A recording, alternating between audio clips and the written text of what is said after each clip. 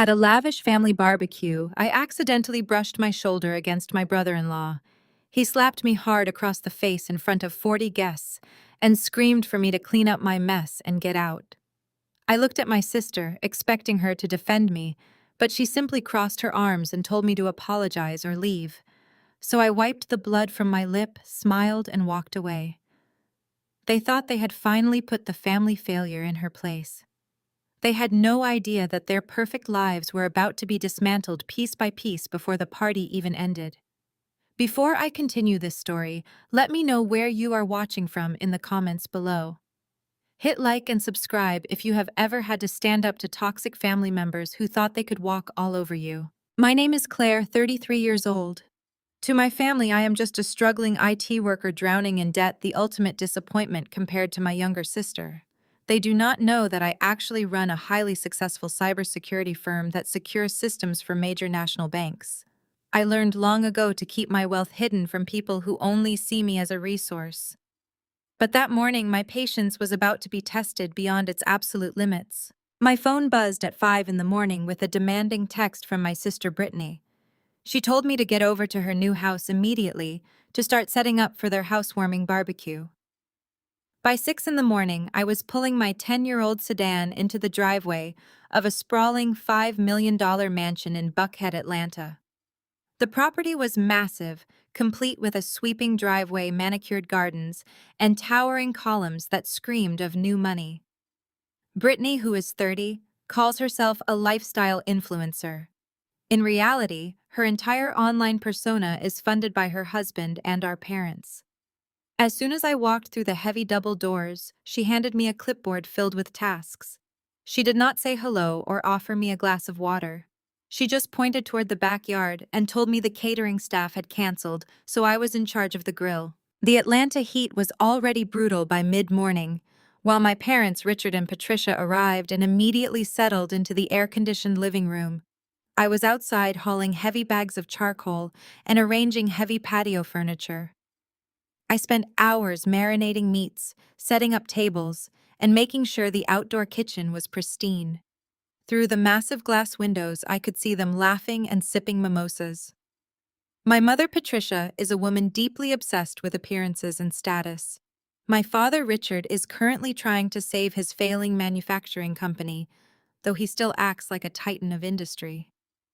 I watched them toast to my sister's success while I wiped sweat from my forehead, feeling the familiar sting of being the family's scapegoat. I had always been the one they pushed aside, the one whose achievements were never enough to earn their love or respect. Needing a moment to catch my breath, I stepped into the cool air of the kitchen to grab a bottle of water. That is when I heard my mother's voice carrying clearly from the living room. "Look at her out there." Patricia sighed loudly, making sure I could hear every single word. 33 years old, and she is still just a struggling IT nobody. I simply do not understand how two girls raised in the same house could turn out so differently. Thank God Brittany married someone with actual ambition. I froze, gripping the edge of the marble counter as the harsh words washed over me. It was the same narrative they had spun for years, casting me as the failure to make Brittany look like a shining star. Right on cue, Jamal walked down the sweeping staircase. At 32, my brother-in-law is a loud, flashy investment director at a major wealth management fund. As an African-American man in high finance, he loves to project an image of absolute power and immense wealth.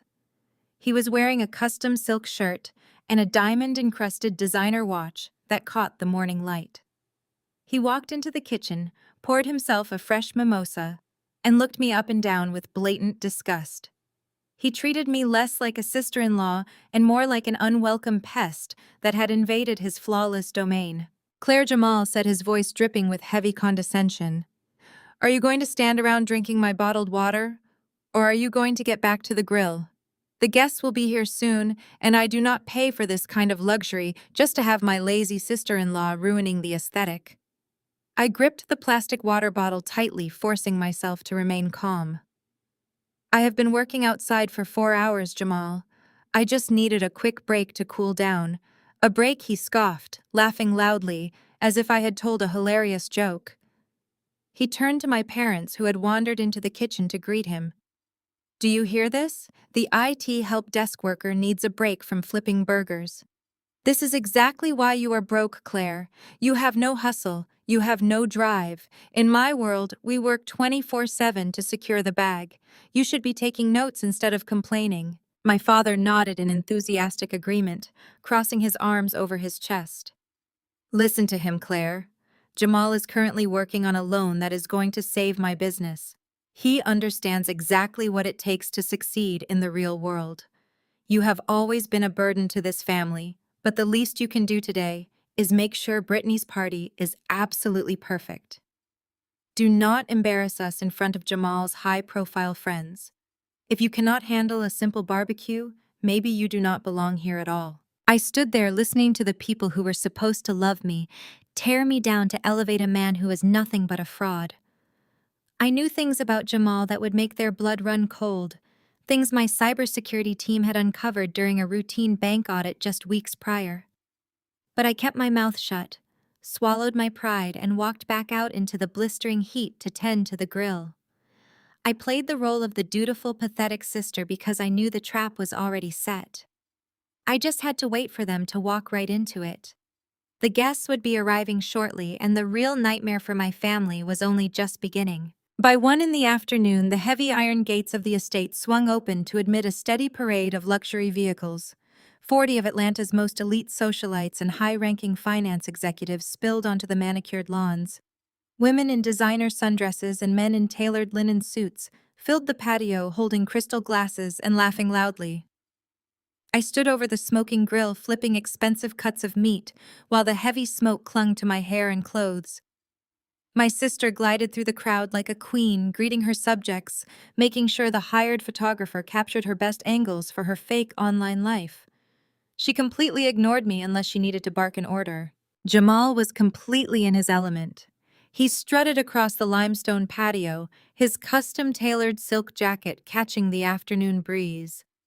He held a glass of expensive bourbon in one hand while making sweeping, arrogant gestures with the other, pointing out the infinity pool and the imported marble columns. He loudly boasted to a group of senior bank executives about the lease he had supposedly just signed. "I snagged this place for an absolute steal," he announced, his voice booming deliberately over the ambient music. $5 million property. But when you move the kind of capital I do, people practically throw the keys at you. It takes a certain mindset to operate at this level. You either have the relentless drive, or you end up exactly like the hired help. He pointed his glass directly at me, making sure his colleagues followed his gaze. I kept my head down, focusing on the grill, but his mocking words pierced straight through the party chatter. "Take my pathetic sister-in-law, for instance," Jamal continued, drawing cruel chuckles from his audience. 33 years old, working some dead-end computer job. She has zero vision, no hustle whatsoever.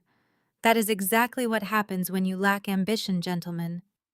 You end up sweating over a hot grill at someone else's mansion, while the real players sit back and enjoy the fruits of their labor.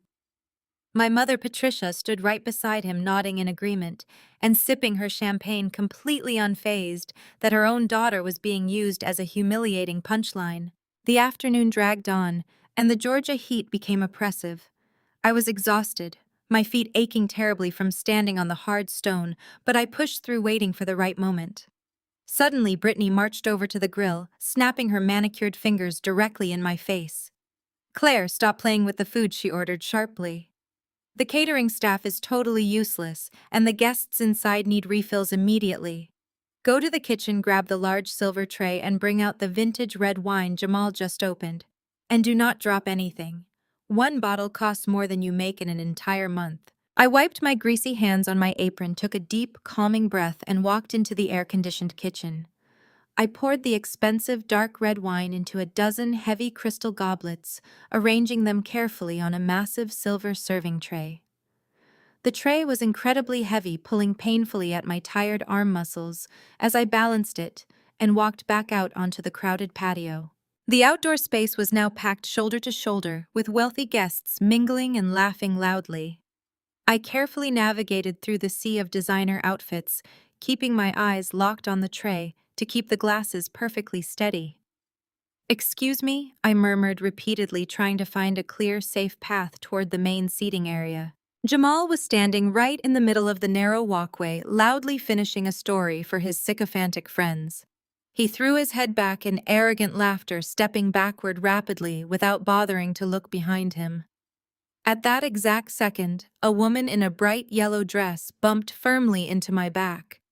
I stumbled forward, my boots slipping dangerously on the smooth, wet limestone.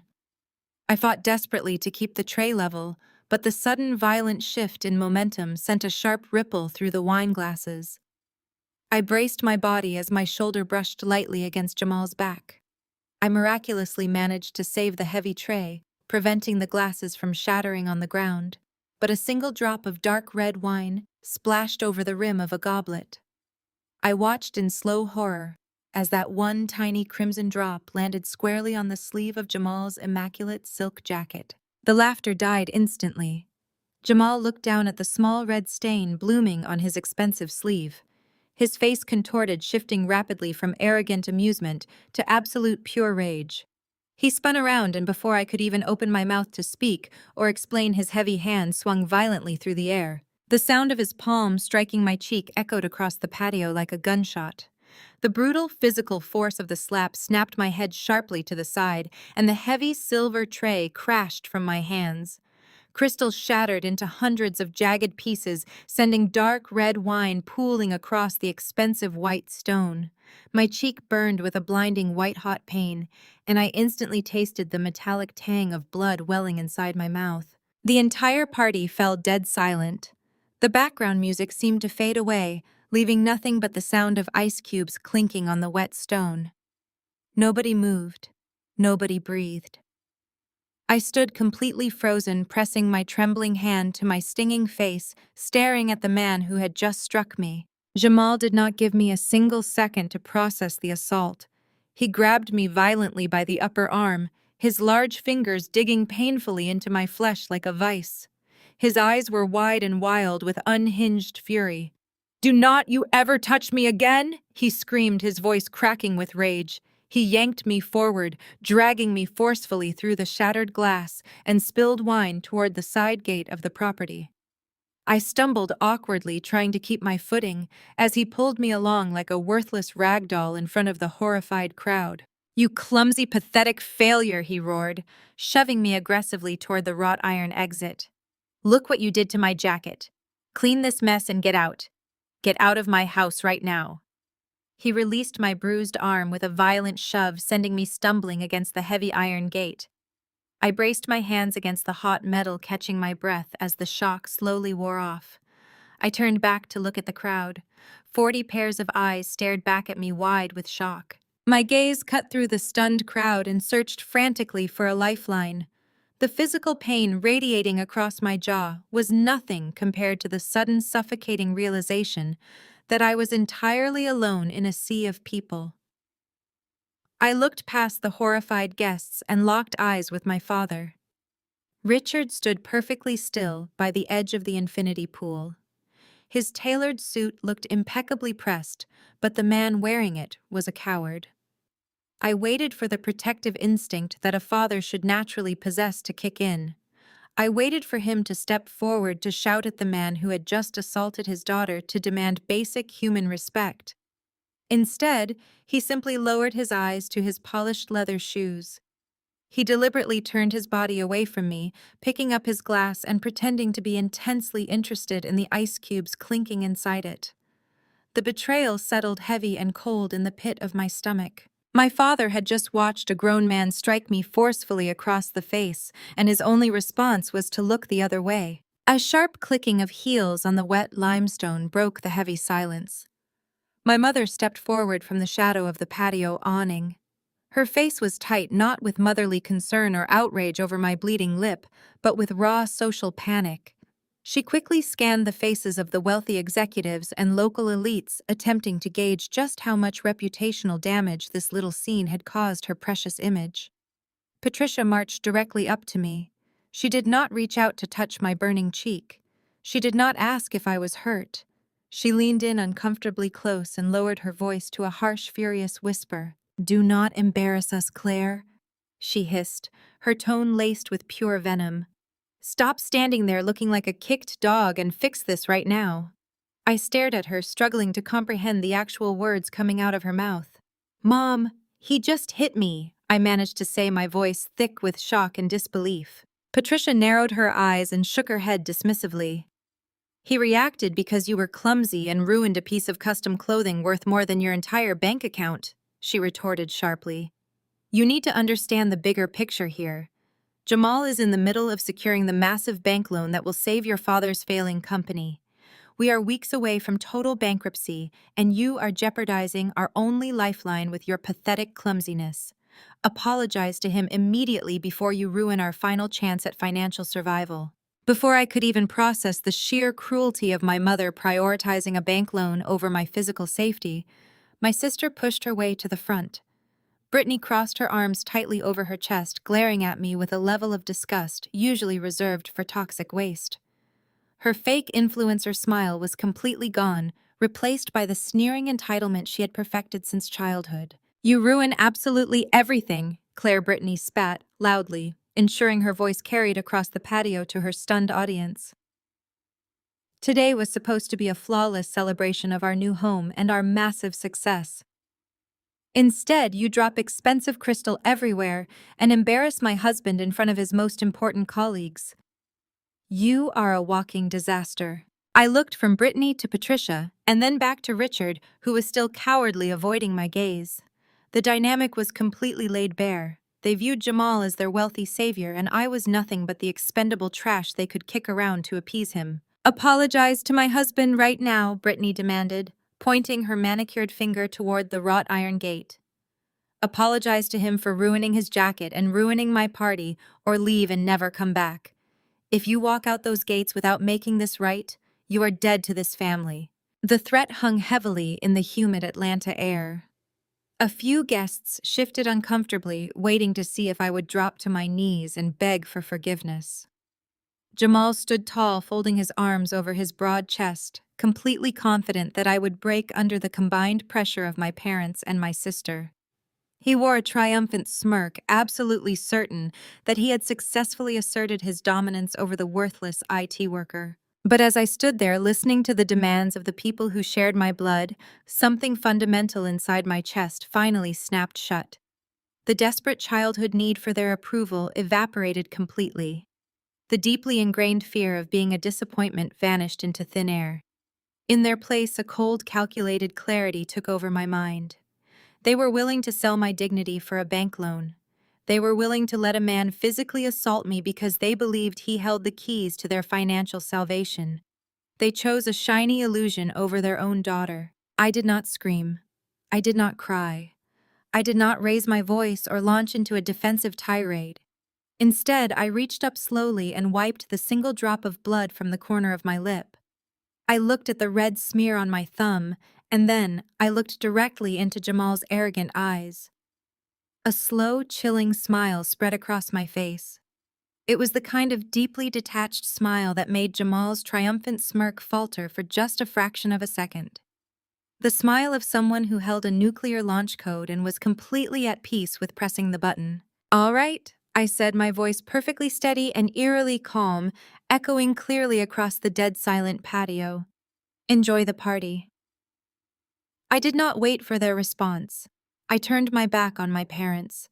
I turned my back on my sister and her abusive husband. I pushed the heavy wrought iron gate open and walked out onto the sunlit street without a single backward glance. I could feel the burning stares of 40 guests drilling into my back as the heavy gate clicked shut behind me. They thought they had won. They thought they had successfully banished the pathetic family scapegoat and secured their luxurious future. My mother probably thought she had saved her precious reputation. My father probably thought his business was safe. Brittany and Jamal definitely thought they would spend the rest of the day lounging by the pool in their leased $5 million mansion. They had no idea that I was not walking away in defeat. I was walking away to execute their absolute destruction. The afternoon sun beat fiercely against the asphalt as I walked 3 blocks down the affluent tree-lined street. I did not look back at the towering iron gates, or listen to the faint echoes of the party music pulsing from the backyard. My unassuming 10-year-old sedan sat parked under the shade of a massive oak tree. It was a vehicle that practically screamed mediocrity, blending perfectly into the background of a neighborhood filled with imported sports cars and luxury SUVs. That was precisely the point of owning it. I unlocked the door, slid into the driver's seat, and pushed the lock button. The heavy mechanical clunk of the locks engaging severed my final tie to the pathetic, subservient character I had been playing all morning. The trembling in my hands ceased entirely. My breathing slowed to a calm, rhythmic pace. I reached into the hidden compartment beneath the passenger seat and pulled out my primary workstation, which was an encrypted military-grade laptop. I powered it on, watching the biometric scanner glow green as it registered my fingerprint. The abused sister was gone. The founder and chief executive officer of a Tier 1 cybersecurity firm had taken the wheel. To understand how I reached this exact moment of absolute power, you have to go back 10 years. A decade ago, I was 23 years old, battling severe clinical depression and desperately trying to finish my degree. My parents, Richard and Patricia, had just received a massive tax bill and needed to restructure their finances immediately. Their solution was not to cut back on their country club memberships or stop buying luxury vehicles. Their solution was to completely cut me off. Patricia literally packed my bags and left them on the front porch. She told me that maintaining Brittany's upcoming lavish destination wedding and funding her fake influencer lifestyle was the absolute priority for the family. Richard coldly informed me that I was a bad investment. They even liquidated the small savings account my grandmother had left me, claiming it was legally theirs to take since I was living under their roof. I found myself standing on the street with absolutely nothing to my name. For 6 agonizing months, I was practically homeless. I slept in the back of a rusted-out hatchback, shivering through the winter nights. I washed my face in gas station bathrooms and ate cheap canned soup to survive. The depression nearly swallowed me whole. My family never called to check if I was alive. They were too busy taking photos on chartered yachts and pretending they were royalty. They threw me to the wolves, expecting me to die in the cold. But they severely underestimated exactly what happens when you force someone to rely entirely on their own survival instincts. I spent my days sitting in the back corner of the local public library, using their free internet to teach myself advanced coding. I devoured programming languages, network architecture, and ethical hacking protocols. I possessed a natural affinity for finding critical vulnerabilities in complex digital systems. What started as small freelance gigs fixing firewalls for local businesses rapidly escalated into something massive. Within 3 years, I had engineered a proprietary encryption algorithm that caught the immediate attention of a major financial institution. I launched my own cybersecurity firm focusing exclusively on protecting the digital assets of the largest national banks in the United States. Today, my company secures billions of dollars in daily transactions across the globe. I built a massive empire from the back of a hatchback, while my family continued to burn through their money to maintain a hollow social facade. I chose to remain a ghost. I drove my old sedan, wore plain clothes, and let my family believe I was a struggling IT worker drowning in debt. I knew that if they ever discovered my true net worth, they would swarm me like hungry vultures, demanding I fund their toxic existence. My silence was my ultimate armor. I stared at the glowing screen of my laptop, bringing up my secure real estate portfolio. I bypassed the standard login portals and accessed the encrypted server that held my personal assets. I navigated to a specific holding company, a completely anonymous limited liability corporation registered in Delaware. I am the sole proprietor of that corporation. I clicked open the digital file for the primary asset listed under the corporate umbrella. A high-definition satellite image of the $5 million Buckhead mansion loaded onto my screen. The exact same mansion where Jamal was currently strutting around in his stained silk jacket, boasting about his elite status to his banking friends. I pulled up the property deed validating the legal ownership. The document clearly showed my corporate entity as the outright owner of the estate, paid for entirely in cash 2 years prior. I then opened the secondary file attached to the property. It was a standard luxury residential lease agreement signed exactly 4 months ago. The tenant's signature at the bottom of the electronic document belonged to Jamal. He did not own the sprawling property. He had not secured a brilliant real estate deal through his high finance connections, like he loudly claimed to his peers. He was nothing but a renter paying an exorbitant monthly fee to a faceless corporate landlord. He was paying his monthly rent directly to me. Jamal was standing on my patio drinking my expensive wine and violently abusing me on my own property. I smiled, staring at the digital signature on the lease agreement. The irony was almost too delicious to comprehend. My family had just kicked me out of my own home to protect a man who was renting his entire lifestyle from me. I opened a new secure terminal window on my high-definition desktop display. It was time to remind my arrogant brother-in-law and my highly toxic family exactly who held the absolute deed to their incredibly fragile reality. I tapped my wireless earpiece and initiated a secure voice link to my lead systems architect. David answered on the first ring, his voice crisp and alert. I bypassed the standard greetings and immediately authorized a Level 1 deep dive audit targeting a specific sector of Zenith Wealth Management. David did not question the sudden directive. He knew that when I utilized that particular clearance code, we were dealing with an active high-stakes threat. Zenith Wealth Management was one of our most lucrative institutional clients. My cybersecurity firm had designed and maintained their entire core digital infrastructure for the past 4 years. We managed the heavily guarded firewalls that protected their billions in daily trade volume. Because we built the vault, we also held the master keys.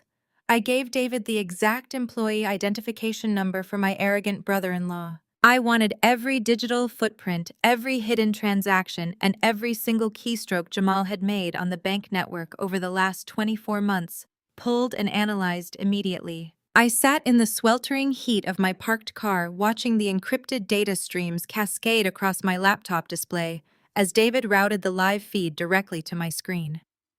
The financial logic behind banking systems is incredibly rigid. Every action leaves an indelible digital ghost if you possess the proper clearance to uncover it. Jamal thought he was a financial genius, but to my advanced algorithms, he was simply a sequence of vulnerable data points waiting to be exploited. David bypassed the standard employee privacy protocols using our emergency administrative overrides. We isolated Jamal and began tracking his network movements. The initial wave of data illuminated his legitimate personal banking records. The results were absolutely pathetic. The arrogant man who just boasted about his massive wealth and threw a glass-shattering tantrum over a stained silk jacket was completely broke. His primary checking account was severely overdrawn. His personal credit cards were maxed out to their absolute limits. The luxury sports cars in the mansion driveway were all heavily leveraged under predatory lease agreements that were 3 months past due. The illusion of his elite social status shattered instantly on my screen. He was a hollow shell living paycheck to paycheck, drowning under the immense weight of his own manufactured image. But that immediate insolvency presented a glaring logical discrepancy. If Jamal was completely broke, how was he actively paying the exorbitant monthly rent for my $5 million estate? I instructed David to dig deeper into the bank client ledgers. I wanted to see exactly how Jamal was moving money within his designated wealth management portfolio. The discovery hit my screen less than 3 minutes later. It was a classic, rudimentary embezzlement scheme hidden behind a thin veil of automated corporate transfers. Jamal had been actively identifying dormant client portfolios accounts belonging to elderly investors or overseas holding companies that rarely scrutinized their monthly statements.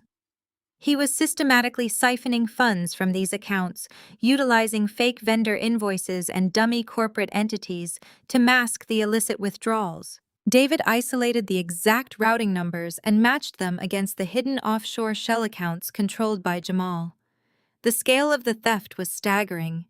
Over the course of 18 months, Jamal had illicitly moved exactly $2 million through unauthorized wire transfers. Every time his rent was due, a corresponding fraudulent wire transfer was initiated from a stolen client fund. He was quite literally committing federal wire fraud to pay me for the privilege of living in my house. The sheer audacity of his criminal behavior was matched only by his astounding digital incompetence. He had used his own primary work terminal to authorize the transfers, leaving a massive, undeniable trail of logged Internet Protocol addresses directly linking him to the stolen funds. This was not a simple corporate policy violation. This was a massive federal crime carrying a mandatory minimum sentence in a federal penitentiary. I watched the transaction logs scroll past my eyes, feeling a cold, ruthless satisfaction settle deep into my bones. Jamal had assaulted me, believing he was an untouchable king protected by his wealth and his status. He had convinced my desperate parents that he was their financial savior. Instead, he was a desperate criminal standing on a trapdoor that I had just unlocked. This execution needed to be entirely flawless. I instructed David to compile the entire digital footprint into an ironclad, legally sound dossier. We gathered the time-stamped login credentials, the altered client statements, the fraudulent wire transfer receipts, and the routing numbers proving the money landed in accounts controlled by Jamal. Every piece of evidence was meticulously cataloged and verified through the strict internal security protocols of the bank, ensuring that no defense attorney could ever claim the data was circumstantial or compromised. The final encrypted dossier was a devastating weapon of absolute financial and legal destruction. It contained definitive proof of multiple counts of federal wire fraud, corporate embezzlement, and grand larceny. I ordered David to package the evidence into 3 highly secure automated deployment files. We locked the deployment files behind a timed release protocol. The trap was now fully loaded, and the evidence of his federal crimes was perfectly staged for deployment. I leaned back against the worn fabric of my car seat and closed my eyes for a brief second. My jaw still throbbed fiercely from the brutal impact of his hand, but the physical pain felt entirely irrelevant now. My family had demanded that I apologize to a violent criminal to secure a bank loan that was never going to materialize. They had traded their own daughter for a spectacular lie. Now I held the absolute power to tear their fraudulent reality down to the bedrock forever. I opened my eyes and reached for my secure mobile device. The evidence was ready. It was time to pull the trigger and let the heavy consequences of their betrayal crush them all. The waiting game was officially over now. I picked up my secure mobile device and dialed the direct line to my private wealth manager. He answered promptly, recognizing my encrypted number. I did not waste time exchanging pleasantries or engaging in small talk. I instructed him to immediately revoke the silent corporate back-end guarantee my holding company had been providing for Richard's manufacturing business. For the past 3 years, my father had managed to keep his failing enterprise afloat solely because my anonymous corporate entity had been secretly underwriting his massive commercial credit lines. He truly believed his own brilliant business acumen was keeping the aggressive creditors at bay. He had absolutely no idea that the daughter he constantly degraded as a struggling nobody was the invisible financial pillar preventing his total ruin. My wealth manager hesitated for a fraction of a second, warning me that withdrawing the massive guarantee without a standard transition period would trigger an automatic and catastrophic default on all of Richard's corporate loans.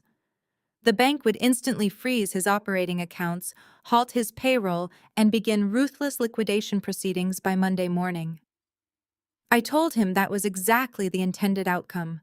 I authorized the immediate withdrawal and demanded confirmation once the bank received the formal cancellation notice. The first heavy domino had been pushed over. My father had chosen to protect a flashy fraud over defending his own flesh and blood from physical violence. Now he would experience the brutal reality of an unsupported freefall. He would learn exactly what it felt like to lose everything in a matter of seconds. Next, I opened the secure communications portal on my laptop and dialed the emergency executive hotline for Zenith Wealth Management. As the chief executive officer of their primary cybersecurity provider, I bypassed the standard switchboards and connected directly to their chief risk officer. He answered with a tone of mild surprise, asking if we were experiencing a sudden network outage. I informed him that there was no outage, but rather a catastrophic internal security breach perpetrated by one of his own investment directors. I transmitted the highly encrypted dossier David and I had just compiled directly to his secure administrative terminal. I stayed on the line listening closely as he opened the files. I could hear the exact moment his polished professional composure completely shattered. The sharp intake of breath and the frantic clicking of his keyboard echoed over the speaker as he verified the fraudulent routing numbers and the stolen $2 million. I clearly outlined how Jamal had utilized his top-level corporate credentials to systematically embezzle funds from dormant client accounts to fund his lavish lifestyle and his leased mansion. I advised the chief risk officer that my firm was legally obligated to report this magnitude of financial crime to federal authorities immediately. I stated that the Federal Bureau of Investigation Wire Fraud Division would be receiving the identical dossier in exactly 5 minutes. He began shouting frantic orders to his compliance team in the background, demanding that Jamal be locked out of the entire banking network and his building access card deactivated instantly. Furthermore, he ordered an immediate freeze on all of Jamal's personal accounts connected to the institution.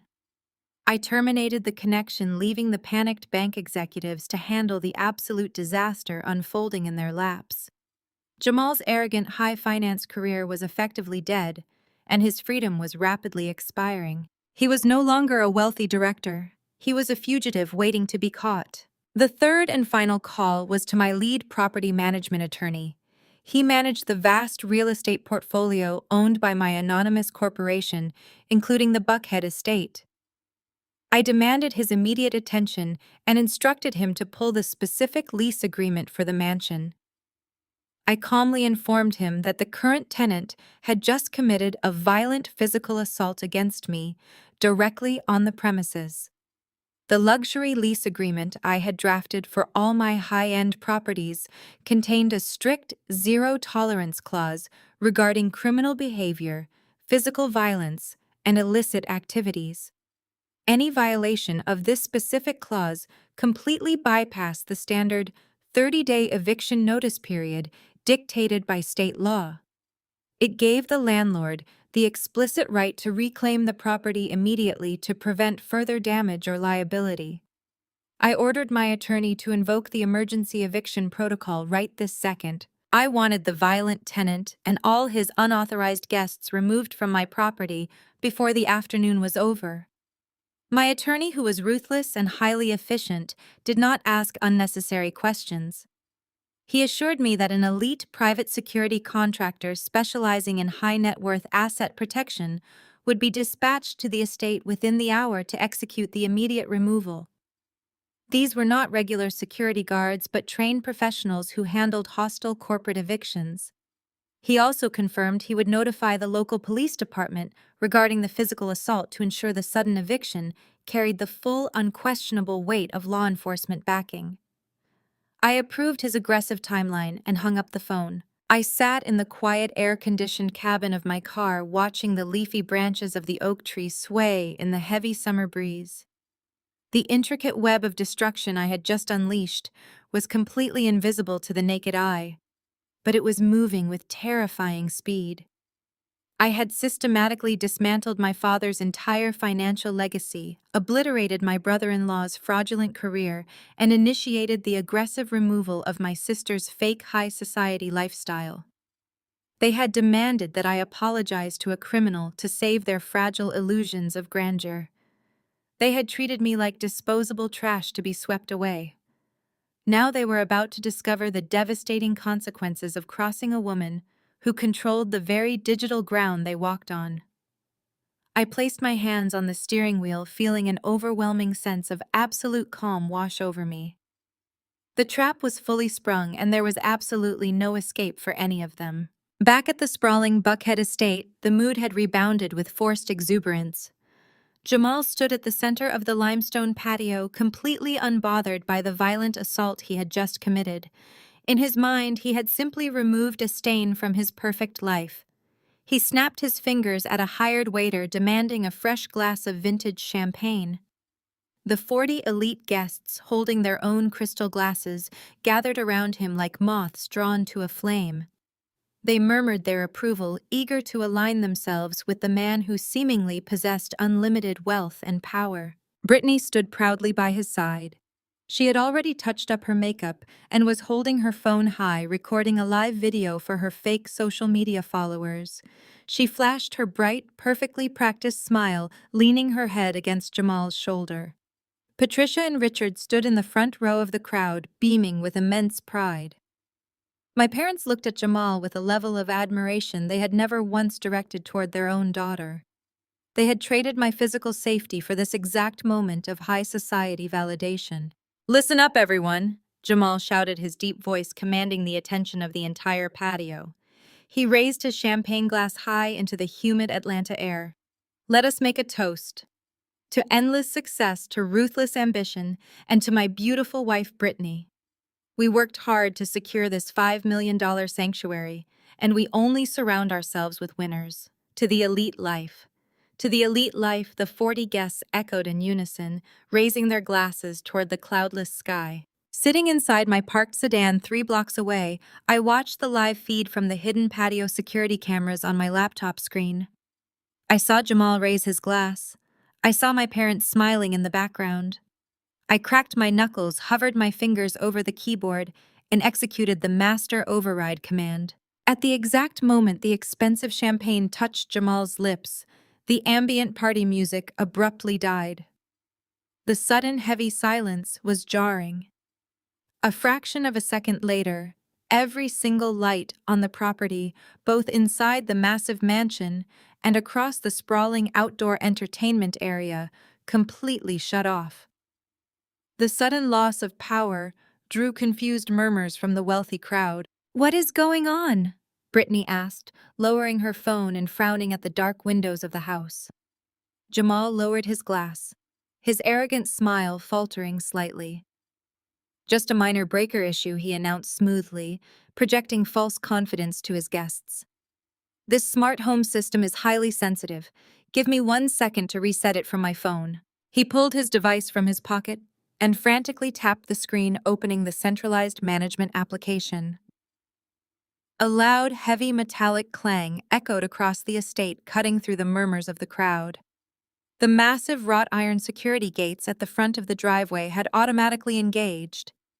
The heavy steel bolts slid into place with a definitive mechanical crunch, sealing the entire perimeter of the property. The guests turned their heads toward the loud sound, their confusion rapidly shifting into genuine concern. Jamal stared at his phone screen, his brow furrowing in frustration. "The application is totally locked out," he muttered, tapping the glass screen harder. "It is demanding an administrator override code. I do not understand. I just set this up yesterday." He would never figure it out. The encrypted master code belonged exclusively to me. Before Jamal could even attempt to restart his phone, I triggered the final environmental command. A loud, pressurized hissing noise erupted from beneath the flawless limestone patio and the manicured green lawns. The commercial-grade irrigation system activated instantly. This was not a gentle mist designed to lightly water flowers. These were industrial high-pressure sprinkler jets, programmed to flood the massive property in a matter of minutes. Thick, powerful streams of cold water shot violently into the air from dozens of hidden nozzles surrounding the patio and the pool area. The blast of freezing water hit Jamal directly in the chest. The forceful spray drenched his expensive silk jacket, instantly pasting the ruined fabric against his skin. Brittany shrieked in absolute terror as a nearby sprinkler head erupted, drenching her designer sundress and ruining her perfectly styled hair in a matter of seconds. The heavy water washed away her expensive makeup, leaving dark streaks running down her panicked face. Patricia screamed loudly, dropping her champagne glass onto the hard stone. Richard threw his hands over his head wildly, looking for shelter, as the relentless streams of water soaked through his tailored suit. The 40 elite guests erupted into total chaos. Women in high heels slipped and stumbled on the wet limestone, screaming as their luxury outfits were completely destroyed by the sudden deluge. Men shouted aggressively, trying to shield their expensive watches and leather shoes from the aggressive downpour. "Turn it off!" "Jamal!" Patricia shrieked, her voice shrill and desperate as she wiped cold water from her eyes. Do something right now. I am trying, Jamal roared back, swiping furiously at his wet phone screen. The system is completely unresponsive. It says access denied. The panicked crowd surged toward the heavy glass doors leading into the main house, desperately seeking shelter from the industrial sprinklers. A wealthy bank executive grabbed the brass handle and yanked hard. The door did not budge. The smart locks had automatically engaged, securing every single entry point into the mansion. The guests began pounding on the thick glass, shouting in anger and confusion. It is locked. An enraged socialite screamed, her soaked dress clinging to her body. Why is the house locked? Jamal led us inside immediately. Jamal rushed to the door, his wet shoes sliding dangerously on the patio. He yanked on the handle, but the magnetic seal held firm. He punched the digital keypad next to the door, entering his custom access PIN. The small screen flashed red, displaying a bright error message that read, "Tenant access permanently revoked." He stared at the red letters, his jaw dropping in absolute shock. The arrogant facade he had maintained all afternoon completely disintegrated. He turned back to the angry, drenched crowd, his hands raised defensively. "I do not have access," he stammered, his voice shaking. "The house kicked me out." "What do you mean the house kicked you out?" Richard yelled, marching up to his son-in-law. "You are the one who leased it. You are the one in control. Fix this immediately. My business associates are being humiliated." The crowd of angry, soaked guests abandoned the locked house and stampeded toward the front driveway, aiming for the main exit. They reached the towering wrought iron gates and found them solidly locked. Several men pushed aggressively against the heavy metal, but it refused to yield. They were completely trapped inside the flooding estate, looking like drenched rats in designer clothing. "This is outrageous," a senior bank executive shouted, turning to glare at Jamal. "You invite us to your home, boast about your elite status, and then lock us outside in the freezing water. What kind of joke is this, Jamal? Open this gate right now." Jamal stood in the middle of the flooded patio, water dripping from his chin, entirely paralyzed by the inexplicable disaster unfolding around him. He had absolutely no power, no control, and no explanation for the angry elite crowd demanding answers. The wealthy savior my family had sacrificed me for was now standing exposed as a completely helpless fool. I watched the chaotic scene play out on my secure monitor, taking a slow, calm breath. The physical humiliation was perfectly executed. The financial destruction was arriving next. He would soon realize this was just the beginning of his absolute nightmare. Over the deafening roar of the high-pressure sprinklers and the frantic shouting of the trapped guests, a sharp electronic ringtone pierced the chaotic air. Jamal frantically patted down his soaked silk jacket, pulling his vibrating smartphone from an inner pocket. The screen was smeared with water, but the caller identification was perfectly visible. It was the chief executive officer of his investment firm. This was the man who held Jamal's entire career in the palm of his hand. Under normal circumstances, receiving a weekend call from the head of the firm would be a mark of extreme prestige. Today, however, the timing was entirely ominous. Jamal swiped a wet thumb across the glass and lifted the device to his ear. He plastered on his falsely confident voice, shouting over the rushing water. "Hello, sir. I am currently hosting a private gathering, but I always have time for you. What do you need?" The response that exploded from the small speaker was so loud that several nearby guests stopped yelling and turned to look. The voice of the executive was vibrating with raw, unrestrained fury. "Do not dare play the arrogant hotshot with me, you pathetic criminal," the executive roared. "We know exactly what you did. The compliance team just pulled the encrypted audit files you thought you were smart enough to hide. $2 million, Jamal. You embezzled $2 million of client funds from dormant accounts right under our noses." Jamal's face drained of all color. The arrogant sneer completely melted off his face, leaving behind a hollow mask of pure, absolute terror. He opened his mouth to speak, to formulate a lie, to blame a system glitch, but his vocal cords completely paralyzed. The executive did not wait for a response. "The Federal Bureau of Investigation is currently raiding our downtown headquarters. Federal agents are seizing your terminal and boxing up every physical file in your office. They have the routing numbers, Jamal. They have the time-stamped internet protocol addresses, proving that you used your security clearance to authorize the fraudulent wire transfers. They tracked every single stolen dollar directly to your hidden offshore shell accounts. Jamal's knees visibly buckled. He grabbed the edge of a wet stone planter to keep himself from collapsing onto the flooded patio. "Sir, there must be a massive misunderstanding," he stammered, his voice cracking into a high-pitched whine. "My terminal must have been compromised by a remote hacker. I would never steal from the firm. I am a loyal director." "You are a fired director," the executive screamed back, absolutely merciless in his delivery. "You are officially terminated, effective immediately. The board of directors held an emergency vote 5 minutes ago. Furthermore, the federal authorities have already contacted our banking partners. Every single personal account you hold, every credit line, every offshore holding has been completely frozen by the federal government. You have zero access to any funds anywhere in the world. You are completely broke, and you are facing an imminent federal indictment for multiple counts of wire fraud and grand larceny." The brutal finality of the statement hit Jamal like a physical blow. He stood in the middle of the torrential downpour, clutching the phone to his ear, his chest heaving as he gasped for air. He was trying to process the absolute destruction of his entire reality. "Do not try to run," the executive added, his voice dropping to a dangerous, menacing growl. "The authorities already know exactly where you are, and they are coming for you right now." The line went completely dead. Jamal stared blankly ahead, his mind short-circuiting.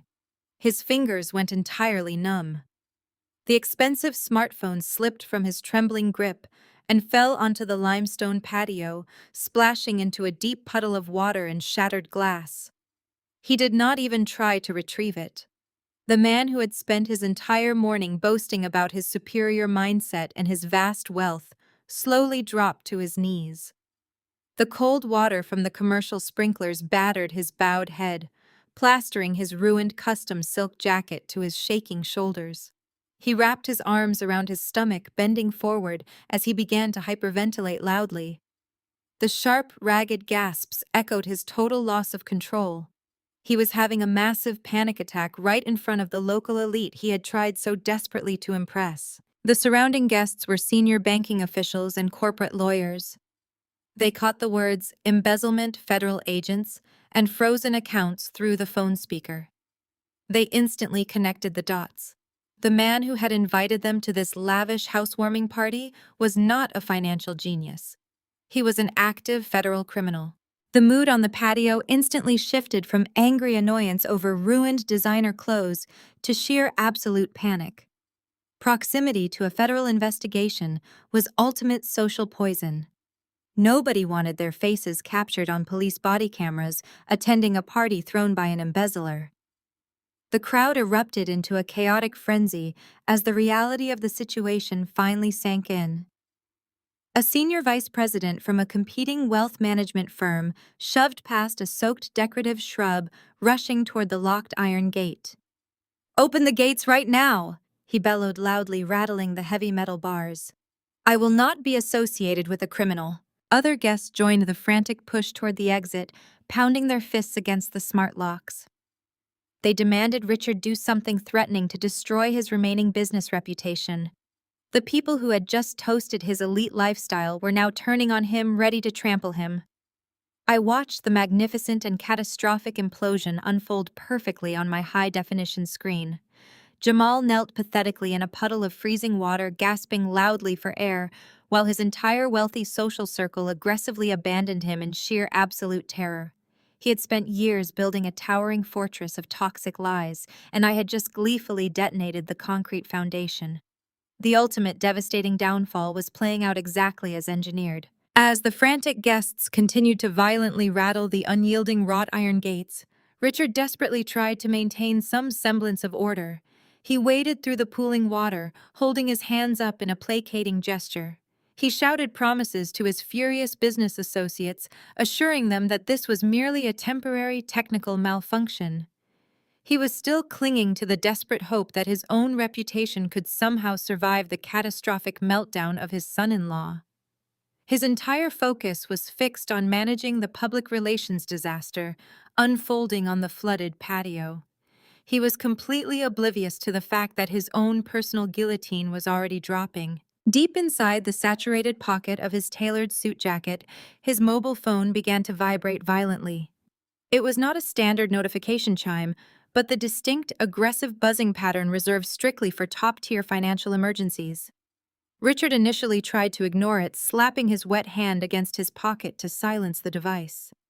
He needed to calm the enraged senior vice president who was currently screaming about false imprisonment. But the aggressive buzzing did not stop.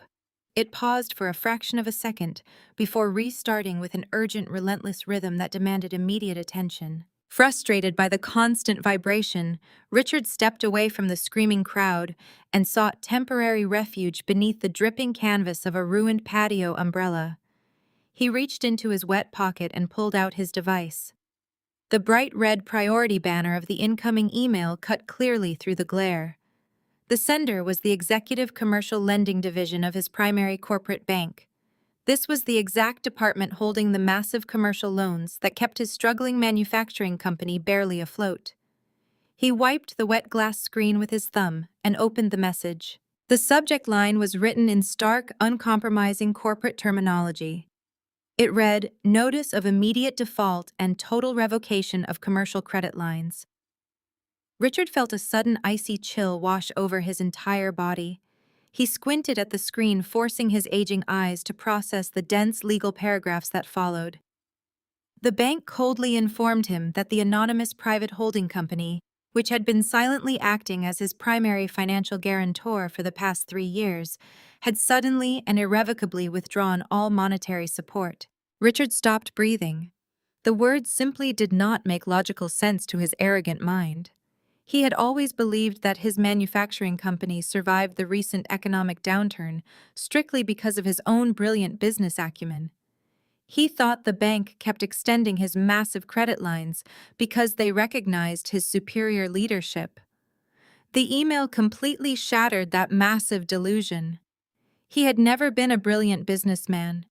He had been a charity case. Some unknown entity had been silently underwriting his massive debts.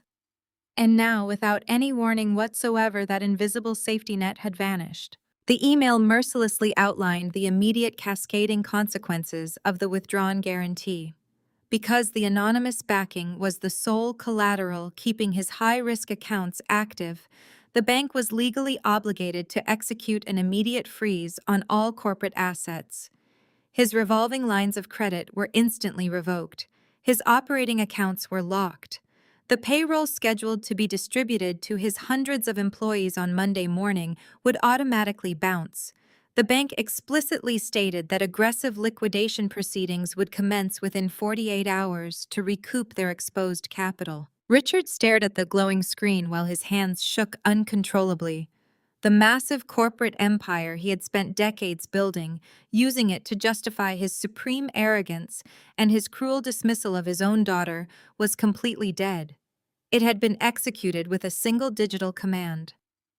He raised his eyes from the phone and looked across the chaotic, flooded yard.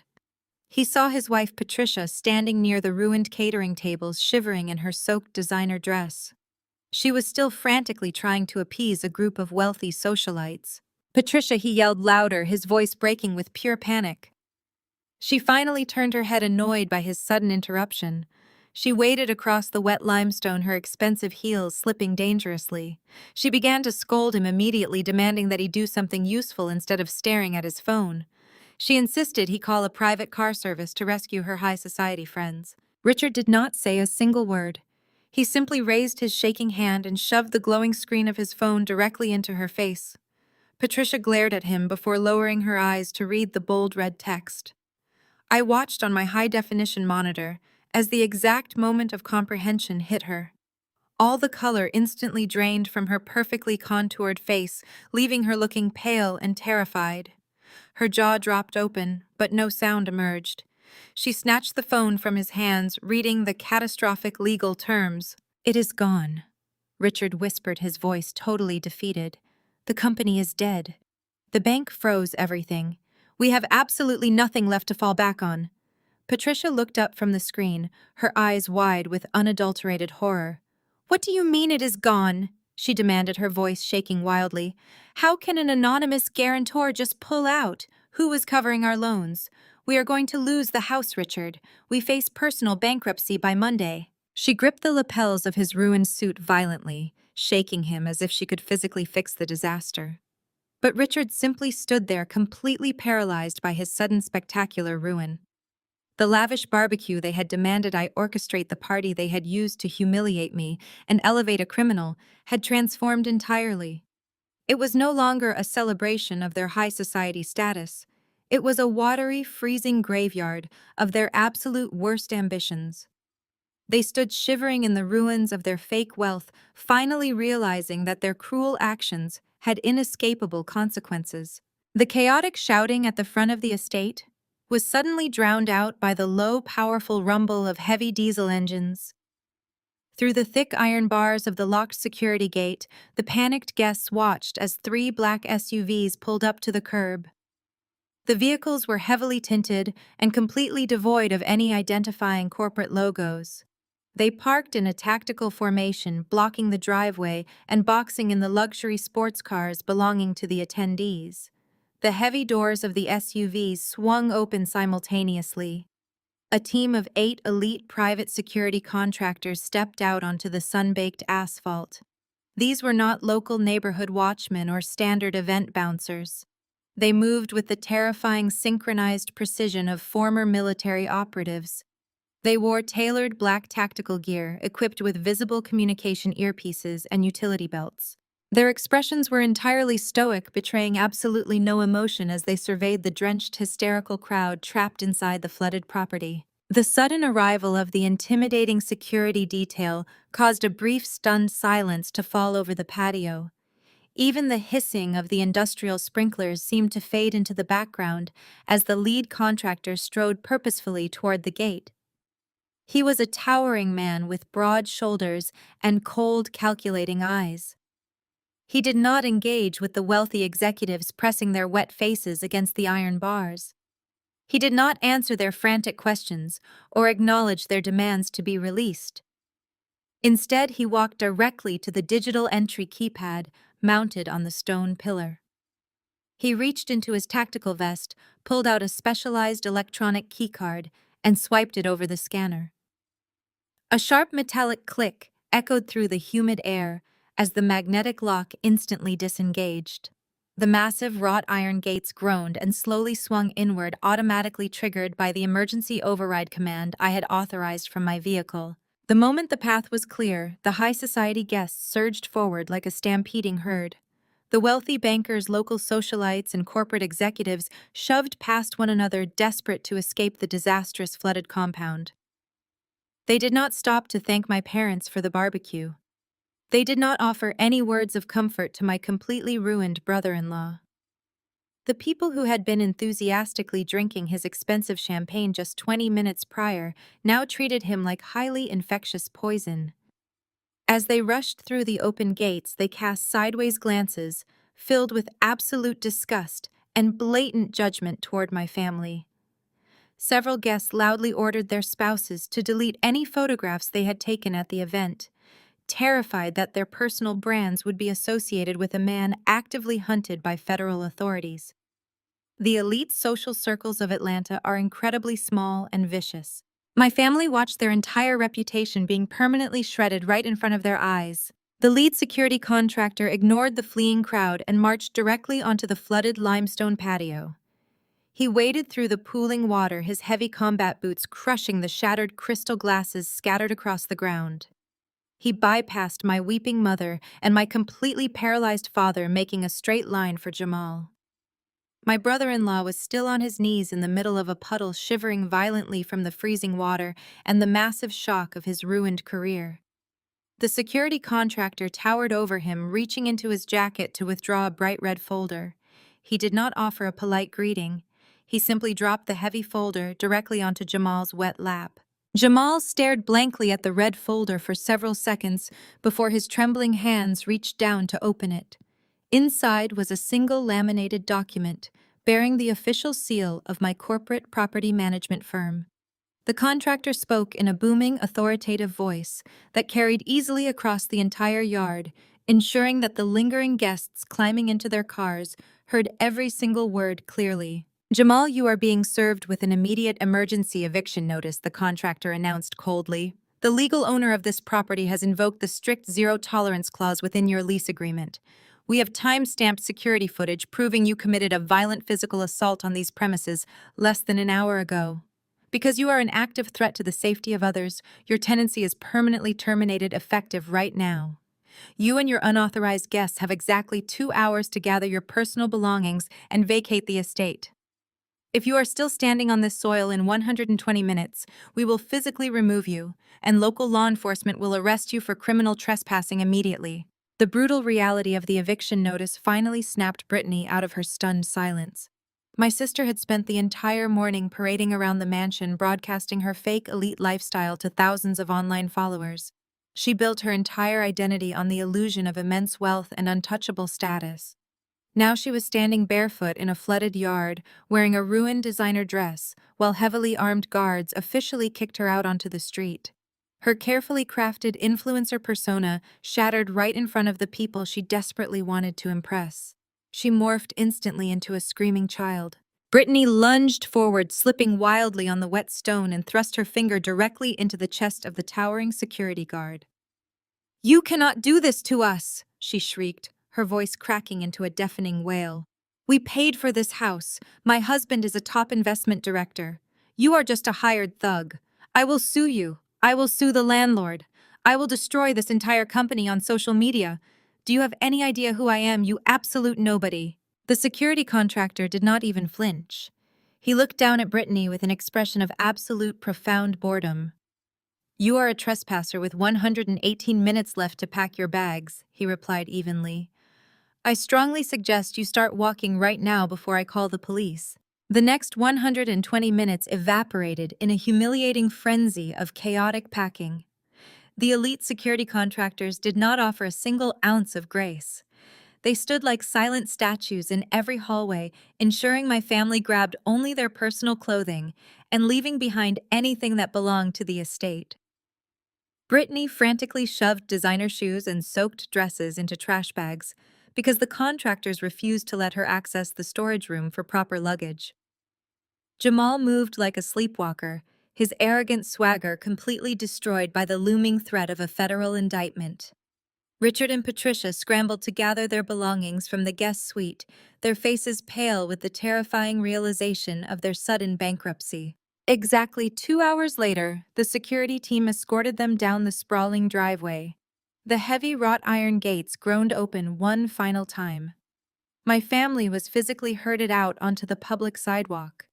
The massive gates clicked shut behind them, sealing them out of the luxurious paradise they had tried to claim as their own. They stood on the concrete curb, shivering violently in their damp clothes as the harsh evening sun began to set over Atlanta. They were surrounded by black plastic trash bags filled with wet garments looking exactly like the disposable garbage they had always treated me as. Richard desperately tried to salvage his role as the wealthy patriarch. He smoothed down his ruined suit jacket and pulled his phone from his pocket. He loudly announced that this was merely a temporary setback and he would simply book the presidential suite at the Four Seasons downtown until they sorted out this ridiculous misunderstanding. He navigated to the hotel website, his fingers shaking slightly as he inputted his premium corporate credit card information to secure the reservation. He tapped the confirmation button. A bright red error message flashed across his screen indicating the transaction had been denied. Richard frowned, muttering about a bank error. He pulled his leather wallet out and selected a different platinum card. He entered the new numbers and tried again. Denied. Panic flared in his eyes as he rapidly cycled through every single credit card in his possession. The corporate cards, the personal accounts, the emergency backup lines of credit. Every single transaction was violently rejected. The total revocation of his credit lines was absolute. The bank had frozen every asset tied to his name the exact second I withdrew my anonymous financial backing. Jamal pushed his way forward, shoving Richard aside. He aggressively pulled out his own black card, boasting that his wealth management account would easily cover a luxury penthouse. He swiped his card details into the hotel application. The screen instantly flashed the same damning red error message. Jamal tried 3 different bank cards, his breathing growing rapid and shallow as each one returned a declined notification. The federal freeze triggered by my encrypted dossier was functioning flawlessly. The government had locked down his entire financial existence. They possessed millions of dollars in credit limits just hours ago. But right now, they did not have enough liquid cash to buy a single bottle of water. Defeated and completely broke, they had absolutely no choice but to cram themselves into Richard's luxury sedan parked down the street. The vehicle was their only remaining shelter. The atmosphere inside the car was suffocatingly tense. The leather seats grew damp and uncomfortable from their wet clothes. Richard gripped the steering wheel, staring blankly at the dashboard. He realized he did not even have enough money to fill the gas tank to drive them to a cheaper motel. He slowly drove the heavy vehicle away from the affluent neighborhood of Buckhead, navigating toward a desolate strip mall on the outskirts of the city. He parked under a flickering neon streetlight, turning off the engine to conserve fuel. The luxurious illusion that bound them together instantly shattered in the claustrophobic confines of that dark parking lot. The toxic blame game erupted with visceral ferocity. Patricia turned around in the passenger seat, pointing a shaking finger directly at Jamal. She screamed that he was a fraudulent criminal who had dragged their pristine family name into the mud. She blamed his extreme arrogance and his illegal embezzlement for putting a massive federal target on all their backs. She shrieked that she would never be able to show her face at the country club again because of his spectacular public humiliation. Jamal snapped back, entirely losing his polished corporate facade. He leaned forward from the back seat, roaring at Patricia to shut her mouth. He screamed that Richard was nothing but a pathetic failure of a businessman who had been secretly living off charity for years. Jamal viciously mocked my father, pointing out that Richard had acted like a titan of industry while secretly relying on an anonymous backer just to keep the lights on at his crumbling factory. He called them fake hypocrites who were entirely dependent on the same illusions of grandeur that had just destroyed him. Brittany covered her ears and began sobbing hysterically. She cried about her ruined dresses, her destroyed social media empire, and the horrifying reality of sleeping in a parking lot. They tore each other apart with the viciousness of starving animals, finally exposing the deep resentment and superficial greed that had always defined their relationships. They had turned their toxic venom away from me and focused it entirely on one another. Miles away from that miserable strip mall, I sat comfortably in my spacious downtown penthouse. The floor-to-ceiling windows offered a sweeping panoramic view of the glittering Atlanta skyline. I held a warm mug of premium coffee sinking into the plush fabric of my designer sofa. I glanced at the glowing screen of my laptop resting on the glass coffee table. I was monitoring the active digital alerts confirming the complete lockdown of their financial accounts. I watched the red flags indicating their repeated failed attempts to access capital. The physical stinging in my jaw had completely faded, replaced by an overwhelming sensation of absolute peace. For 33 years, I had allowed those people to convince me that I was unworthy and insignificant.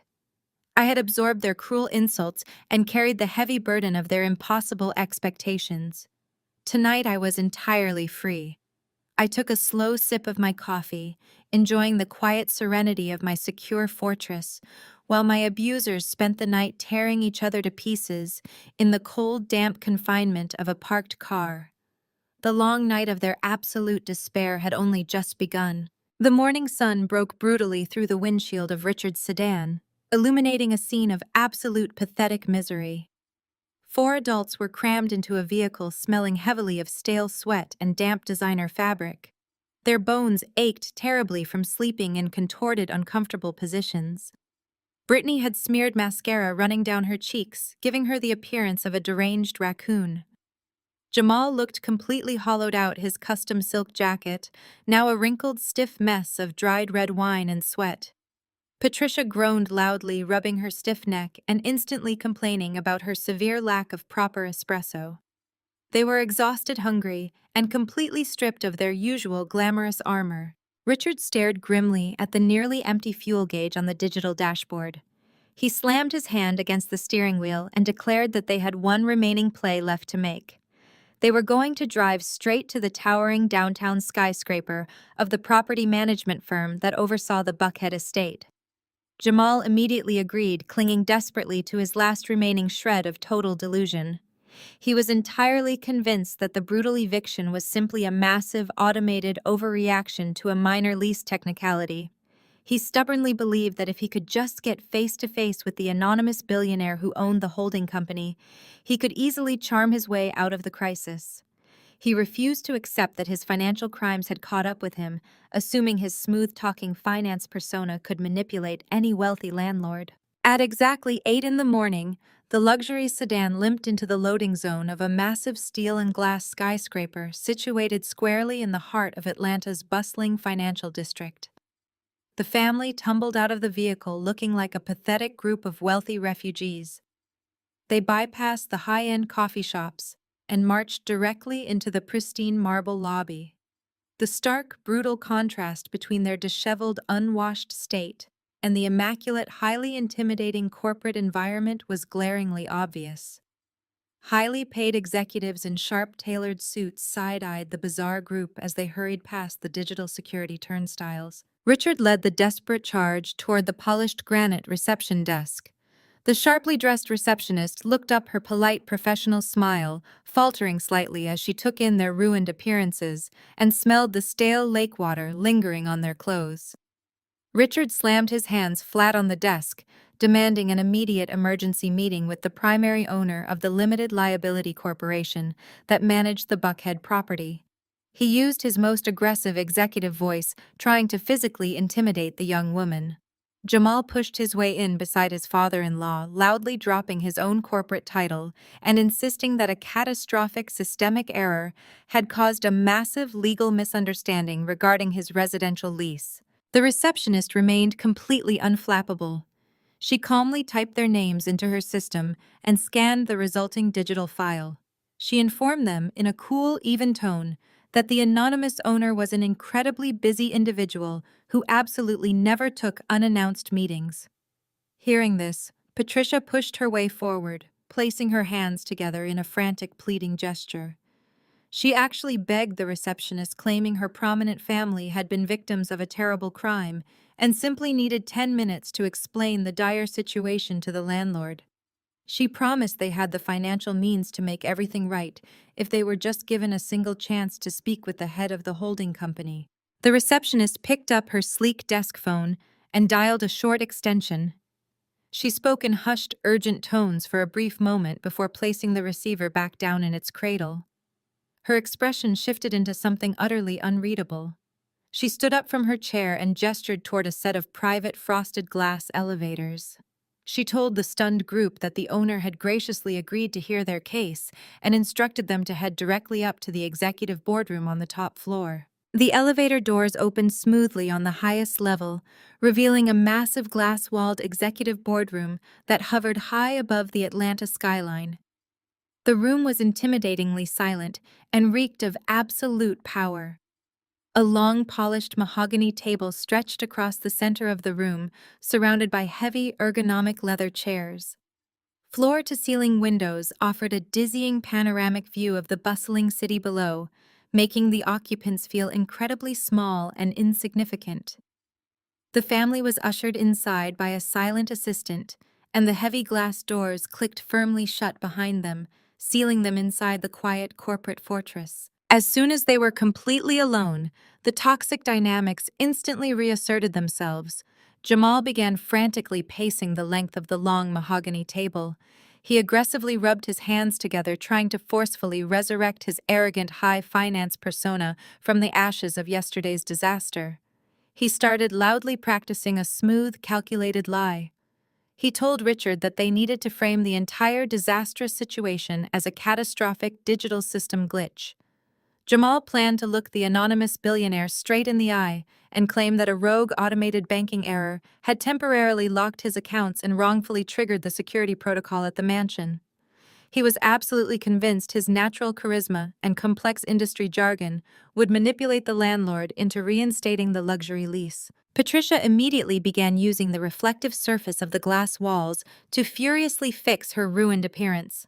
She spat on her fingers to smooth down her chaotic hair and vigorously rubbed the smeared makeup from her pale cheeks. She instructed Brittany to sit up straight and stop sniffling so they could look presentable. Patricia fully assumed they were about to meet some wealthy older gentleman who could be easily charmed by an elegant high society family falling on hard times. She confidently assured Richard that billionaires understood temporary financial hiccups and that they just needed to project absolute supreme confidence to get their perfect lives back on track. They waited in the silent glass box, completely oblivious to the fact that they were perfectly trapped in a carefully engineered snare. They actually believed they were about to negotiate their way out of total destruction. They were absolutely certain that their silver tongues and practiced societal lies would secure them a second chance at their fake elite lifestyle. They eagerly watched the heavy mahogany doors waiting for their wealthy savior to walk into the room. They had absolutely no clue that the person stepping through those doors was not coming to offer them a lifeline but to deliver their final execution. The heavy mahogany doors at the far end of the executive boardroom swung open with a smooth, silent glide. The family instantly stopped their frantic pacing and hushed their desperate whispering. They quickly arranged their faces into expressions of polite deference, completely ready to grovel before whoever was about to walk through that threshold. They expected an older, intimidating billionaire. They expected a ruthless real estate tycoon who could be swayed by a tragic story of a banking error. They absolutely did not expect me. I stepped into the room. I was no longer wearing the faded denim and cheap cotton shirts they were accustomed to seeing me in. The pathetic, submissive scapegoat who sweated over their barbecue grill yesterday was entirely gone. In her place stood a woman wrapped in a pristine, razor-sharp designer suit that cost more than my parents previously made in an entire month. My hair was impeccably styled, my posture was perfectly straight, exuding the absolute unyielding authority of a chief executive officer who controlled a massive corporate empire. Two large security guards dressed in immaculate dark suits flanked me as I walked. Their presence instantly shifted the air in the room from corporate to highly dangerous. My family stared at me in total confusion. Their exhausted, sleep-deprived brains simply could not process the visual information in front of them. For a brief second, Patricia actually looked relieved. Her face relaxed, and she took a step forward, likely assuming I had somehow found out about their eviction and had come to beg the corporate management on their behalf. Richard furrowed his brow, clearly annoyed that I had managed to bypass the security downstairs and interrupt their critical business meeting. "What are you doing here, Claire?" Richard hissed sharply, keeping his voice low so he would not disturb the impending arrival of the real owner. "You need to leave right now. We are waiting for the head of the holding company. This is a highly sensitive financial negotiation, and you are going to ruin it. Get out of this boardroom before security throws you out." I did not break my stride. I did not acknowledge his ridiculous command. The sharp click of my designer heels against the polished hardwood floor was the only sound in the cavernous room. I walked directly past my stunned parents and my wide-eyed sister. I moved straight to the head of the massive mahogany table. I pulled out the heavy leather chair reserved exclusively for the presiding executive, and I slowly sat down. I rested my elbows on the smooth wood, folded my hands together, and looked directly into my father's confused, angry eyes. "I hear you wanted to speak to the landlord," I said.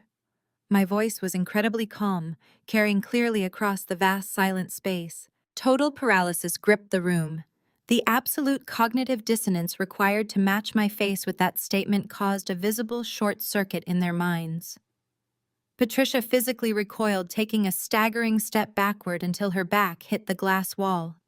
She slapped her hands over her mouth, horror blooming in her eyes, as the impossible reality began to crash down on her. Brittany gasped loudly, clutching her ruined designer dress, her gaze darting frantically between the luxurious executive chair I occupied and the two massive security guards standing silently behind me. Richard opened his mouth to speak, but only a strangled wheezing sound escaped his throat. He looked at my expensive suit and then at the massive skyline view behind me. The illusion he had clung to his entire life, the firm belief that I was a useless burden, completely evaporated into thin air. But it was Jamal who reacted with the most visceral, violent intensity. He stood completely frozen for 5 agonizing seconds. He stared at me with his bloodshot eyes bulging from his head. He rapidly replayed the events of the previous 24 hours in his mind. The mysterious smart home lockdown, the targeted industrial sprinklers, the sudden catastrophic freezing of his federal bank accounts, the impossibly swift emergency eviction. It all traced back to a single anonymous limited liability corporation. And the sole owner of that corporation was currently sitting across from him, looking at him with the exact same cold detachment he had shown me when he slapped my face. "You," Jamal whispered, his voice trembling with a terrifying mixture of absolute shock and rising psychotic fury. "It was you. You did this to me."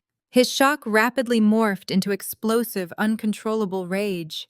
He realized that the woman he had physically assaulted, the woman he had degraded in front of the entire Atlanta elite, had systematically destroyed his entire existence with a few clicks of a keyboard. Jamal let out a guttural, animalistic roar. He lunged forward, launching his heavy body across the polished mahogany table. He reached his large hands out violently, aiming directly for my throat, intending to choke the life out of me right there in the boardroom.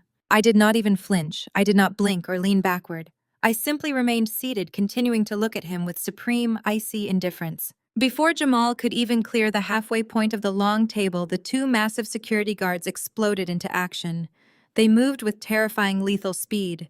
The guard on the left grabbed Jamal by his soaked collar, yanking his momentum backward.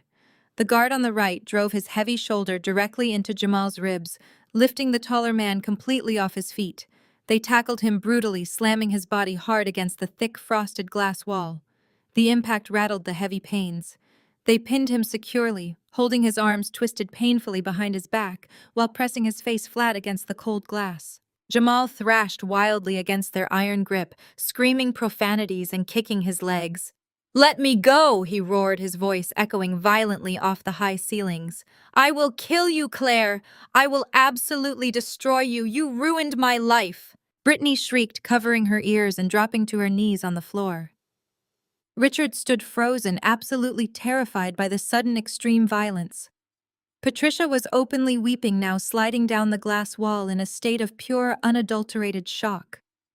The carefully maintained facade of their high society lives was officially dead and buried. I watched Jamal struggle against the guards for a few moments, observing him like a scientist examining a captured insect. The man who had boasted about his immense wealth and untouchable power was now pinned to a wall, screaming like a deranged street criminal. "Keep him restrained, but do not break anything," I instructed the guards in a smooth, conversational tone. "I want him fully conscious for this next part." I turned my attention back to my trembling parents and my sobbing sister. I leaned back comfortably in the leather executive chair, letting the heavy reality of the situation settle over them. "You demanded an audience with the anonymous billionaire who controls your fate," I said, my voice slicing effortlessly through the sounds of Jamal's struggling. "You begged for a meeting to explain your unfortunate circumstances and secure a second chance. Well, I am here. You have my absolute attention.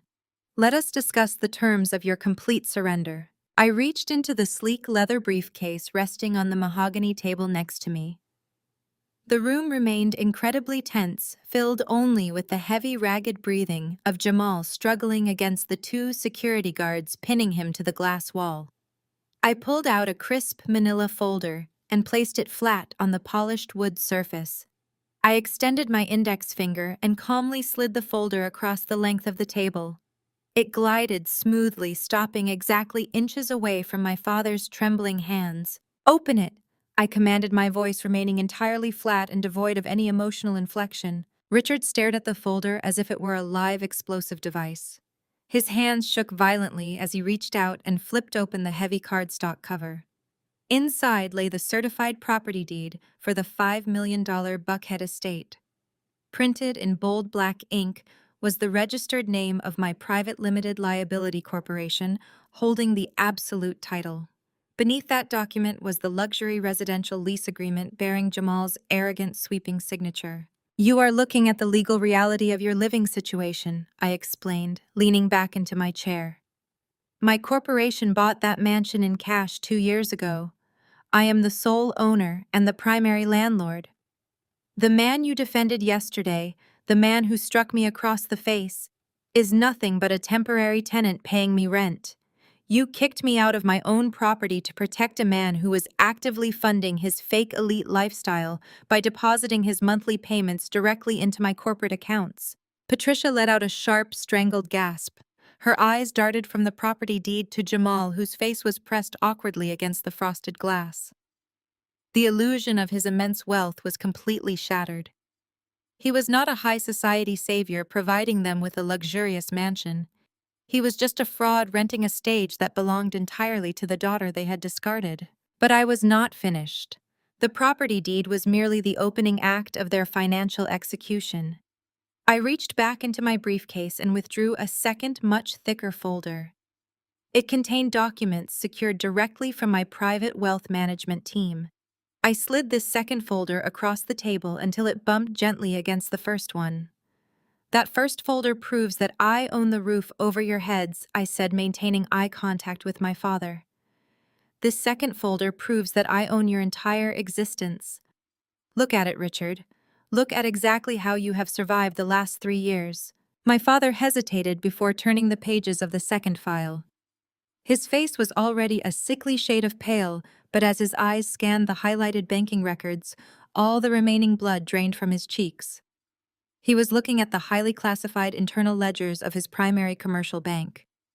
The documents clearly outlined the massive silent back-end corporate guarantee that had been preventing his manufacturing company from going completely bankrupt.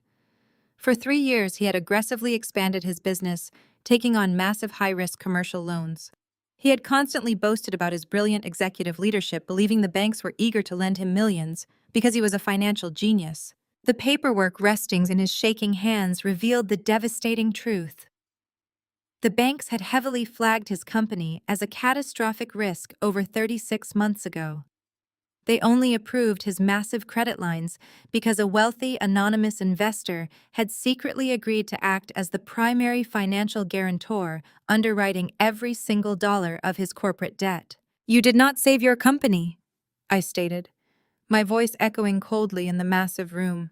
"Your brilliant business strategies did not keep the creditors away. I did. I stepped in 3 years ago and used my own liquid capital to secure your commercial loans.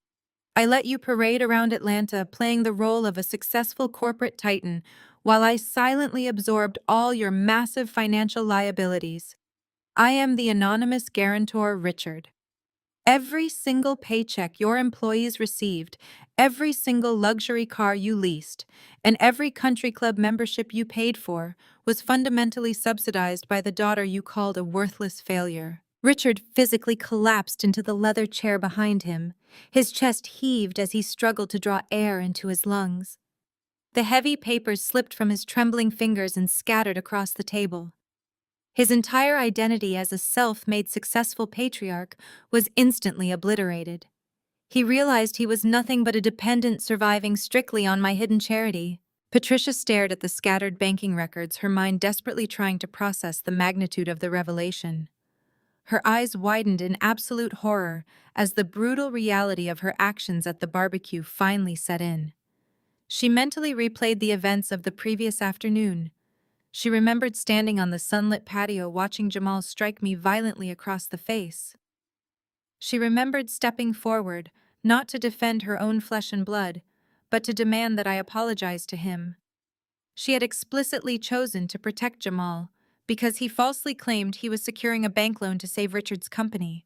Patricia slowly raised her hands and grabbed the sides of her head, gripping her ruined hair. A low, agonizing moan escaped her throat. By forcing me out of the gates and viciously siding with a violent criminal, she had actively attacked the only person keeping her entire lifestyle afloat. She had practically begged me to leave. She had threatened to disown me if I did not submit to his abuse. In her desperate, pathetic attempt to secure a fake financial lifeline from Jamal, she had deeply offended and alienated the actual billionaire secretly funding her very survival. "You pulled the plug," Patricia whispered, her voice cracking into a devastated sob. She looked at me with eyes full of sheer terror. "When we kicked you out yesterday, you canceled the guarantee. That is why the bank froze everything." I offered a slow, deliberate nod, confirming her worst fears. "Exactly. When you told me to apologize to the man who hit me, you sealed your own fate. You made it explicitly clear that your loyalty could be easily bought by whoever held the biggest checkbook. The problem, Patricia, is that you bet your entire future on the wrong horse. You sold your soul to a man who possessed absolutely nothing, while alienating the daughter who literally owned everything." The silence in the boardroom grew incredibly heavy, suffocating them with the undeniable physical proof of my absolute power. Richard buried his face in his hands, weeping openly, as the total loss of his legacy crushed him. He knew the bank would seize his factory, his equipment, and his inventory by Monday morning. He was entirely ruined, and it was his own toxic behavior that had handed me the scissors to cut his final safety line. I sat perfectly still, allowing them to fully absorb the catastrophic consequences of their horrific choices. I sat still, allowing them to finally absorb the catastrophic consequences of their choices. Then I lifted the third and final heavy folder. It was incredibly thick, bound tightly with rubber bands and stamped with the red seal of a digital audit. I carelessly tossed it onto the center of the mahogany table. The heavy thud made everyone flinch. I turned my gaze away from my weeping parents and locked eyes firmly with my sister. Brittany had been cowering near the doorway, watching her parents crumble, but now it was her turn to truly face the destruction of her carefully curated reality. "Brittany," I said, my voice carrying a sharp, dangerous edge, "you have spent your entire adult life parading around on social media pretending to be an elite lifestyle influencer. You cruelly mocked my clothes, my car, and my career. You bragged endlessly about marrying a high-finance king who could provide you with mansions and endless luxury. Open that folder and look closely at the man you actually married." Brittany hesitated, her hands shaking badly as she stepped toward the table. She reached out slowly and pulled the thick file open. The top page was a stark, highly detailed financial summary produced by my cybersecurity firm. I did not wait for her to decipher the complex banking codes.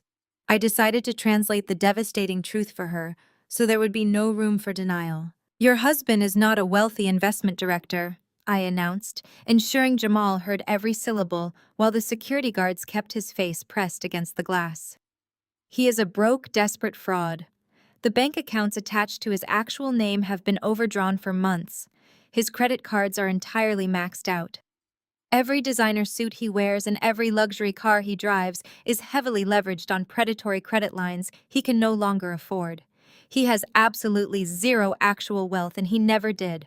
Brittany stared at the pages, her eyes wide with shock as the numbers confirmed my statements. She shook her head in denial, whispering that it was impossible because Jamal paid for their lavish wedding and the massive security deposit on the Buckhead estate. "He did pay for them," I confirmed, leaning forward. "But he did not use his own money. My cybersecurity company was contracted to manage the internal network firewalls for Zenith Wealth Management. During a routine scan, we uncovered a massive glaring anomaly. Jamal used his executive clearance to identify dormant portfolios belonging to elderly clients and overseas accounts that rarely checked their monthly statements. He systematically siphoned $2 million from those vulnerable accounts to fund your fake lifestyle." The room was dead silent, save for the heavy breathing of the security guards restraining Jamal. I continued breaking down his criminal enterprise with clinical precision. Every time you posted a photo of a luxury vacation or bragged about your expensive dinners, you were displaying stolen money, I told my sister, watching her face turn a sickly shade of gray. My team meticulously tracked every illicit wire transfer. We gathered his time-stamped login credentials and the exact internet protocol addresses, linking his work terminal directly to his hidden offshore shell accounts.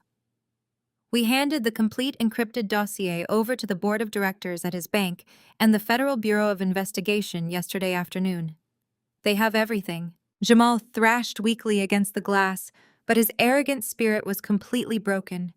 He knew the evidence was insurmountable. He knew he was going to federal prison, and there was nothing his charisma could do to save him. I looked back at Brittany. Her hands were gripping the edges of the mahogany table so tightly, her knuckles turned pure white. I expected her to express horror at the fact that she was married to a criminal. I expected her to feel sickened by the fact that he stole millions of dollars from vulnerable elderly people.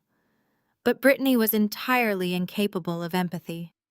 Her moral compass had been completely destroyed by a lifetime of extreme parental pampering and a desperate obsession with social status. The realization that finally broke her was not the staggering weight of the federal crimes. It was the sudden, horrifying understanding that she was poor. The glamorous influencer persona she had ruthlessly built to make everyone else feel inferior was a total sham. She was going to be the laughingstock of the Atlanta elite. All her wealthy friends who attended the barbecue yesterday would soon find out that she was married to a broke criminal and living on stolen charity. A sharp, piercing scream erupted from Brittany. It was a visceral, ear-splitting sound of pure, selfish agony. She spun around and marched directly toward Jamal. The security guards tightened their grip on him, anticipating a physical altercation. "You lied to me!" Brittany shrieked, her face contorted into an ugly mask of pure rage. "You told me you were rich. You promised me a $5 million house and a life in high society. You made me look like an absolute fool in front of everyone." She began striking him violently, hitting his shoulders and his chest with her clenched fists. She did not care that he was facing decades in a federal penitentiary. She only cared about her own ruined image. "My clothes, my followers, my entire life is gone," she wailed furiously, slapping at his ruined silk jacket. "How am I supposed to show my face anywhere? They are going to take everything from me because you are a pathetic, broke loser. You ruined my life, Jamal. You made me look poor." Jamal squeezed his eyes shut, turning away from her blows. He did not apologize. He did not offer any words of comfort or try to defend his actions. The facade of the perfect golden couple disintegrated right in front of my eyes. They had spent years projecting an image of untouchable superiority built entirely on arrogance and theft. Now they were just two desperate, miserable people turning on each other like starving animals in a cage. The narrative my parents had constructed around their daughter and husband was officially dead, shattered into pieces by the truth. Brittany's screaming slowly devolved into pathetic heaving sobs as she collapsed into a leather chair at the far end of the room. The silence that followed was heavy, suffocating, and absolute. Patricia had been watching her favored daughter and her supposed savior tear each other apart. She looked around the opulent executive boardroom. The harsh truth crystallized in her mind. Her country club memberships, her luxury vehicles, her pristine social standing, and her very survival all rested entirely in my hands.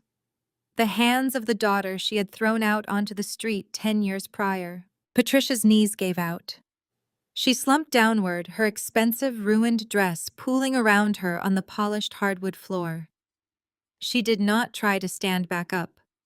Instead, she began to crawl. She dragged herself across the floor, bridging the distance between the glass wall and my leather executive chair. She threw her arms over my knees, grasping the fabric of my designer suit with desperate, trembling fingers. Real tears, hot and fast, streamed down her pale face. "Claire, please!" she wailed, her voice breaking into a hideous, desperate screech. "We are your family. You cannot do this to your own blood. Please, I am begging you. Forgive us. You have to forgive us." We had no idea what we were doing. I looked down at the woman who had birthed me. This was the same woman who had loudly mocked me as a struggling nobody just 24 hours ago. Now she was clutching my knees, producing a torrential flood of tears, and weaponizing the very concept of blood relations she had so easily discarded when it suited her. She sobbed loudly, pressing her wet cheek against my leg, pleading for a mercy she had never once extended to me in my entire life. Seeing his wife groveling on the floor completely broke the last remaining shard of Richard's towering ego. He looked like a man marching toward the gallows. His entire identity was tied to his business, and the realization that I was the phantom architect of his success had completely shattered his mind. Claire, he started, his voice raspy and weak. Claire, I was wrong. I was so incredibly wrong about you. I will step down. I will resign as Chief Executive Officer today, right this minute.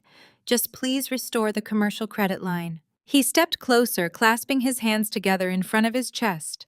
If you do not authorize the bank to reinstate the guarantee, the factory goes into liquidation tomorrow. Take the company, Claire. It is yours.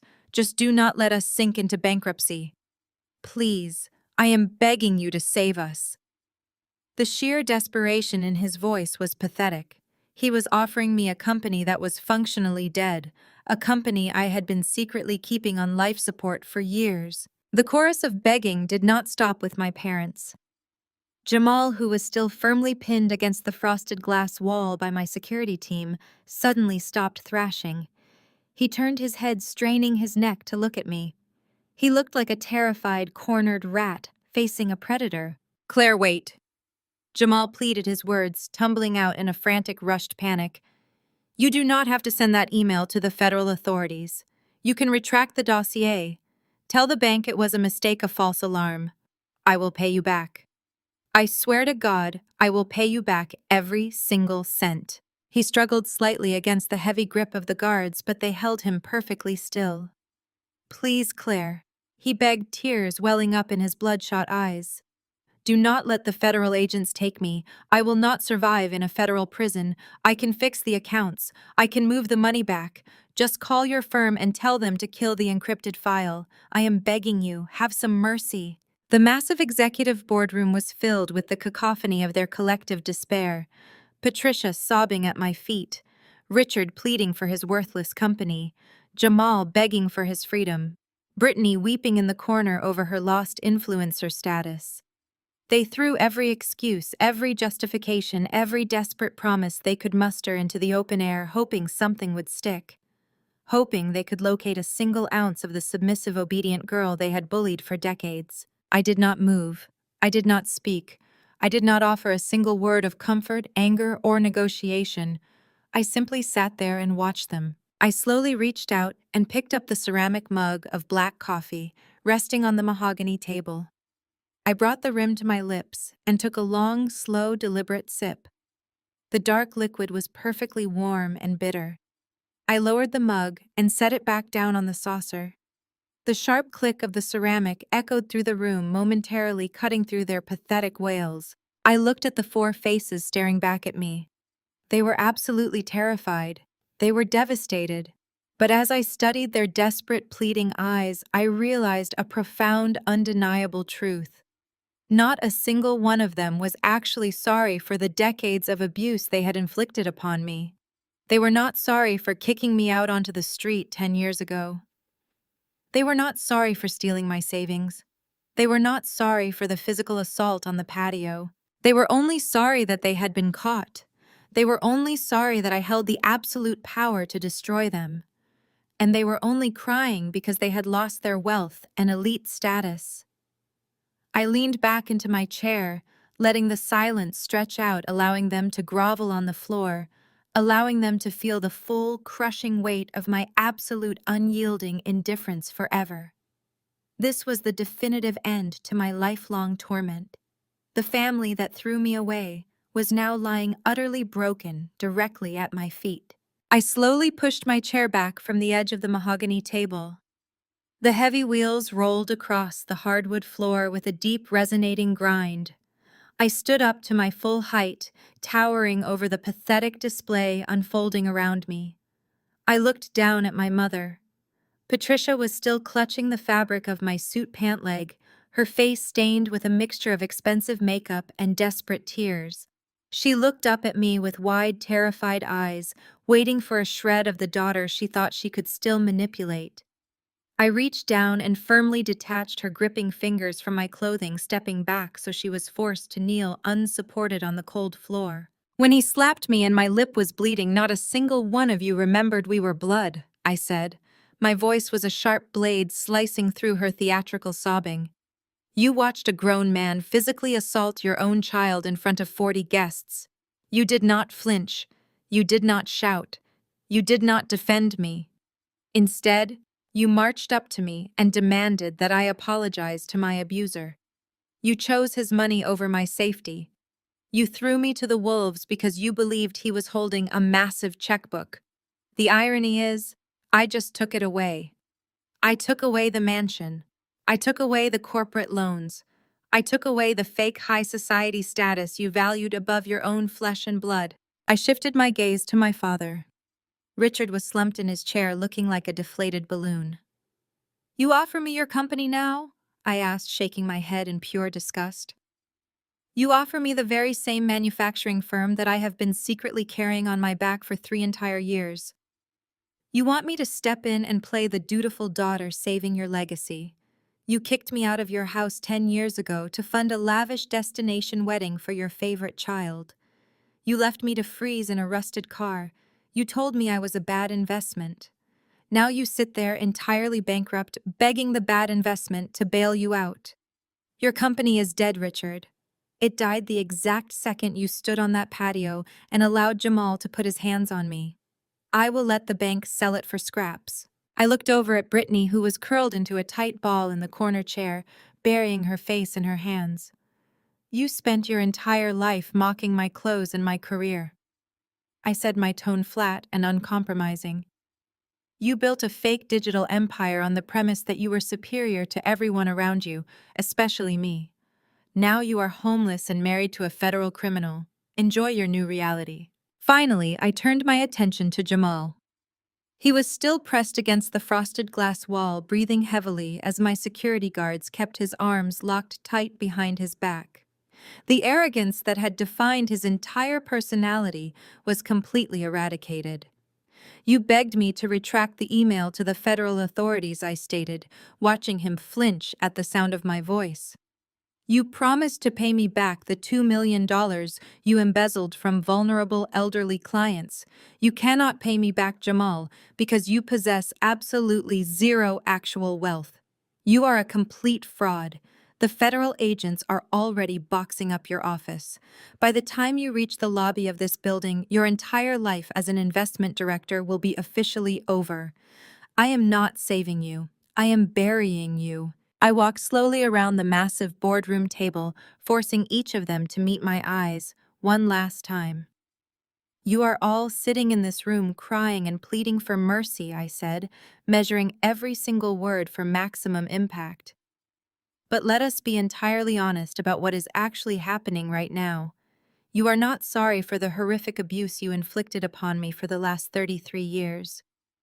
You are not sorry for isolating me, degrading me, and treating me like a disposable burden. You are not sorry that I spent 6 months homeless fighting severe depression while you drank champagne on chartered yachts.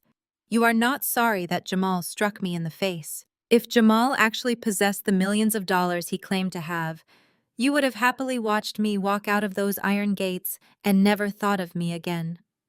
You would have celebrated my exit. You are only crying right now because you got caught.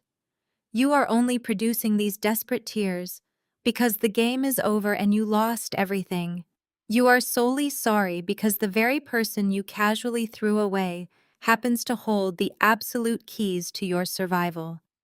And I am locking the door and throwing those keys into the ocean. Patricia let out a fresh wail of despair, burying her face in her hands. Richard stared blankly at the floor, completely broken. I did not feel a single ounce of pity.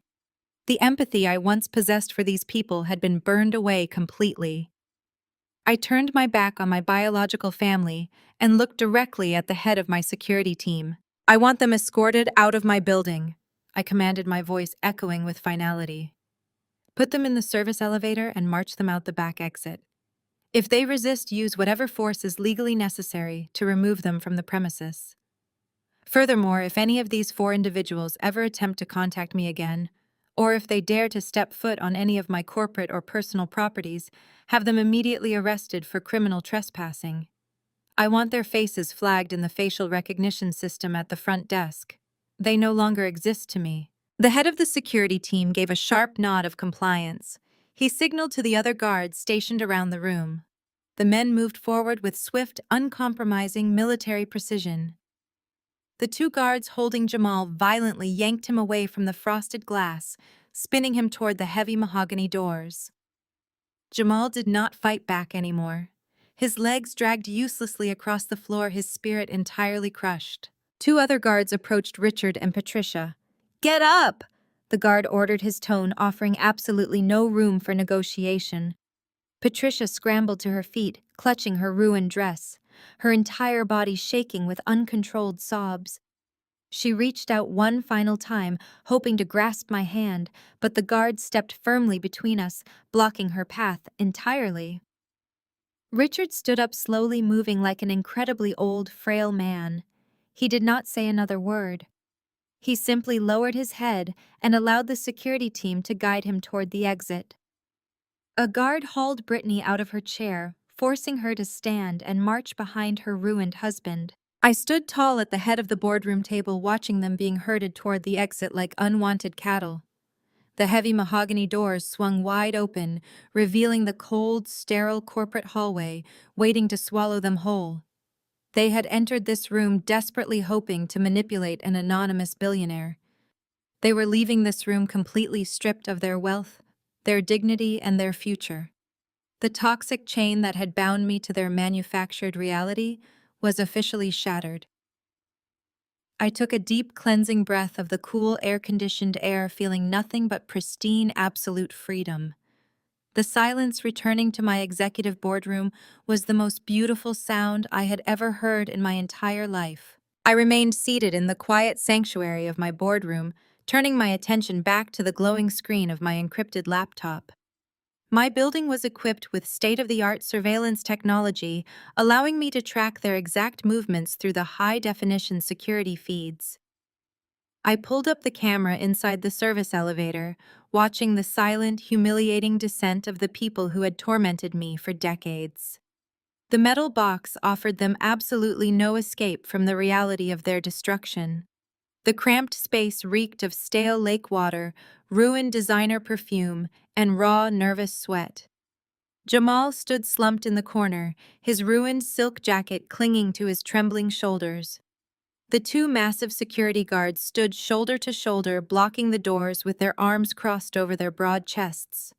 Richard and Patricia huddled together, staring blankly at the digital floor indicator as the numbers rapidly counted down to the ground level. Brittany was shaking violently, hugging her arms across her chest, her fake influencer persona completely stripped away, leaving behind a terrified dependent child who had never worked a day in her life. Down in the main lobby of the skyscraper, the mid-morning corporate rush was in full swing.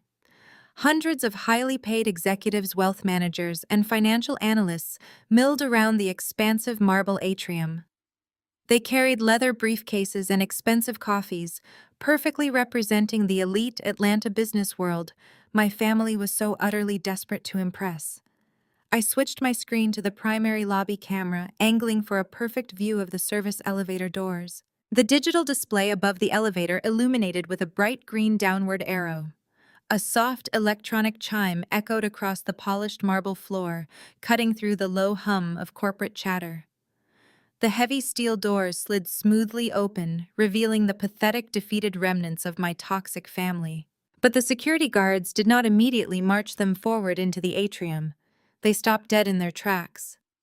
Waiting directly outside the elevator bank, standing with absolute rigid authority, were 3 imposing men. They wore dark tactical trousers and crisp navy blue windbreakers. Emblazoned across the back and chest of their jackets in bright, stark yellow lettering was the unmistakable acronym of the Federal Bureau of Investigation. The bustling corporate lobby instantly fell dead silent. Hundreds of ongoing conversations stopped mid-sentence. The sharp clicking of expensive leather shoes against the marble floor ceased entirely.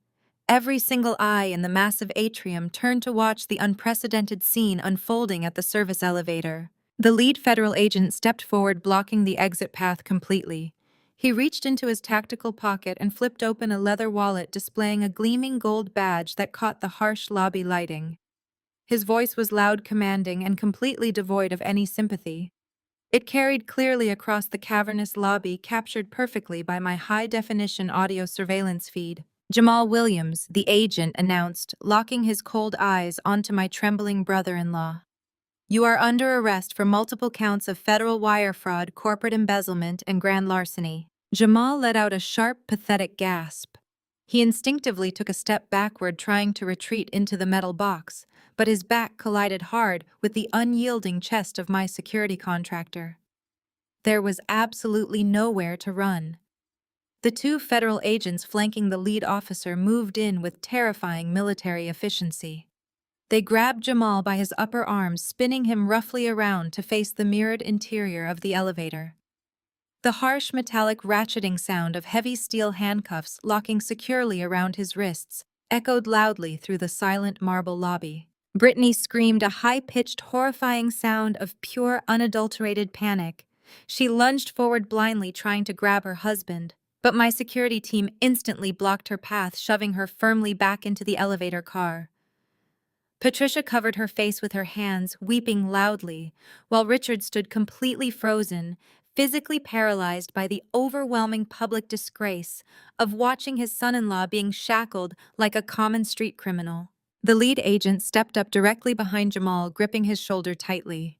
He recited the Miranda warning with practiced clinical precision. "You have the right to remain silent. Anything you say can and will be used against you in a court of law. You have the right to an attorney. If you cannot afford an attorney, one will be provided for you. Do you understand the rights I have just read to you?" The surrounding crowd of finance professionals began whispering frantically. Smartphones were quickly pulled from expensive briefcases and designer purses. Camera lenses were pointed directly at Jamal, recording his ultimate spectacular destruction. The man who had based his entire existence on projecting an image of untouchable financial supremacy was currently being frog-marched through a lobby of his industry peers wearing a stained, wrinkled jacket and federal handcuffs.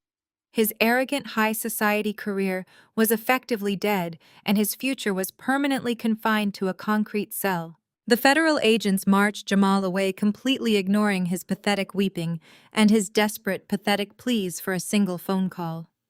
They guided him forcefully through the revolving glass doors toward a waiting black federal transport vehicle parked illegally on the curb outside. My security contractors then turned their attention to the remaining 3 family members. The head guard pointed a thick finger toward the main exit, ordering them to move immediately. Richard, Patricia, and Brittany were aggressively herded out of the elevator and forced to walk the gauntlet of severe public judgment. Hundreds of elite corporate workers stared at them with blatant disgust, whispering loudly about the massive financial scandal they had just witnessed. My parents kept their heads bowed deeply, staring at their ruined shoes, unable to make eye contact with a single person. The security team pushed them through the heavy revolving doors, expelling them from the cool, air-conditioned sanctuary of my high-rise building out onto the sweltering Atlanta pavement. The harsh, unforgiving morning sun beat down mercilessly on their damp clothes. The federal transport vehicle carrying Jamal sped away, merging rapidly into the heavy downtown traffic and disappearing completely from sight. Brittany stood on the hot concrete, staring blankly at the empty street where her fraudulent husband had just vanished. The absolute reality of her new, impoverished existence finally struck her with the devastating force of a runaway freight train. She had absolutely no money. She had no home to return to. Her social media empire was utterly worthless now.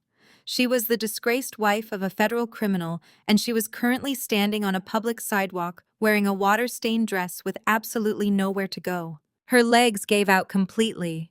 Brittany collapsed hard onto the dirty concrete pavement, painfully skinning her bare knees against the rough ground. She threw her hands over her face and began wailing hysterically. It was a loud, guttural sound of pure, unadulterated agony tearing through the busy financial district. Wealthy pedestrians walked briskly past her, stepping widely around her shaking body, actively avoiding the toxic, miserable mess she represented.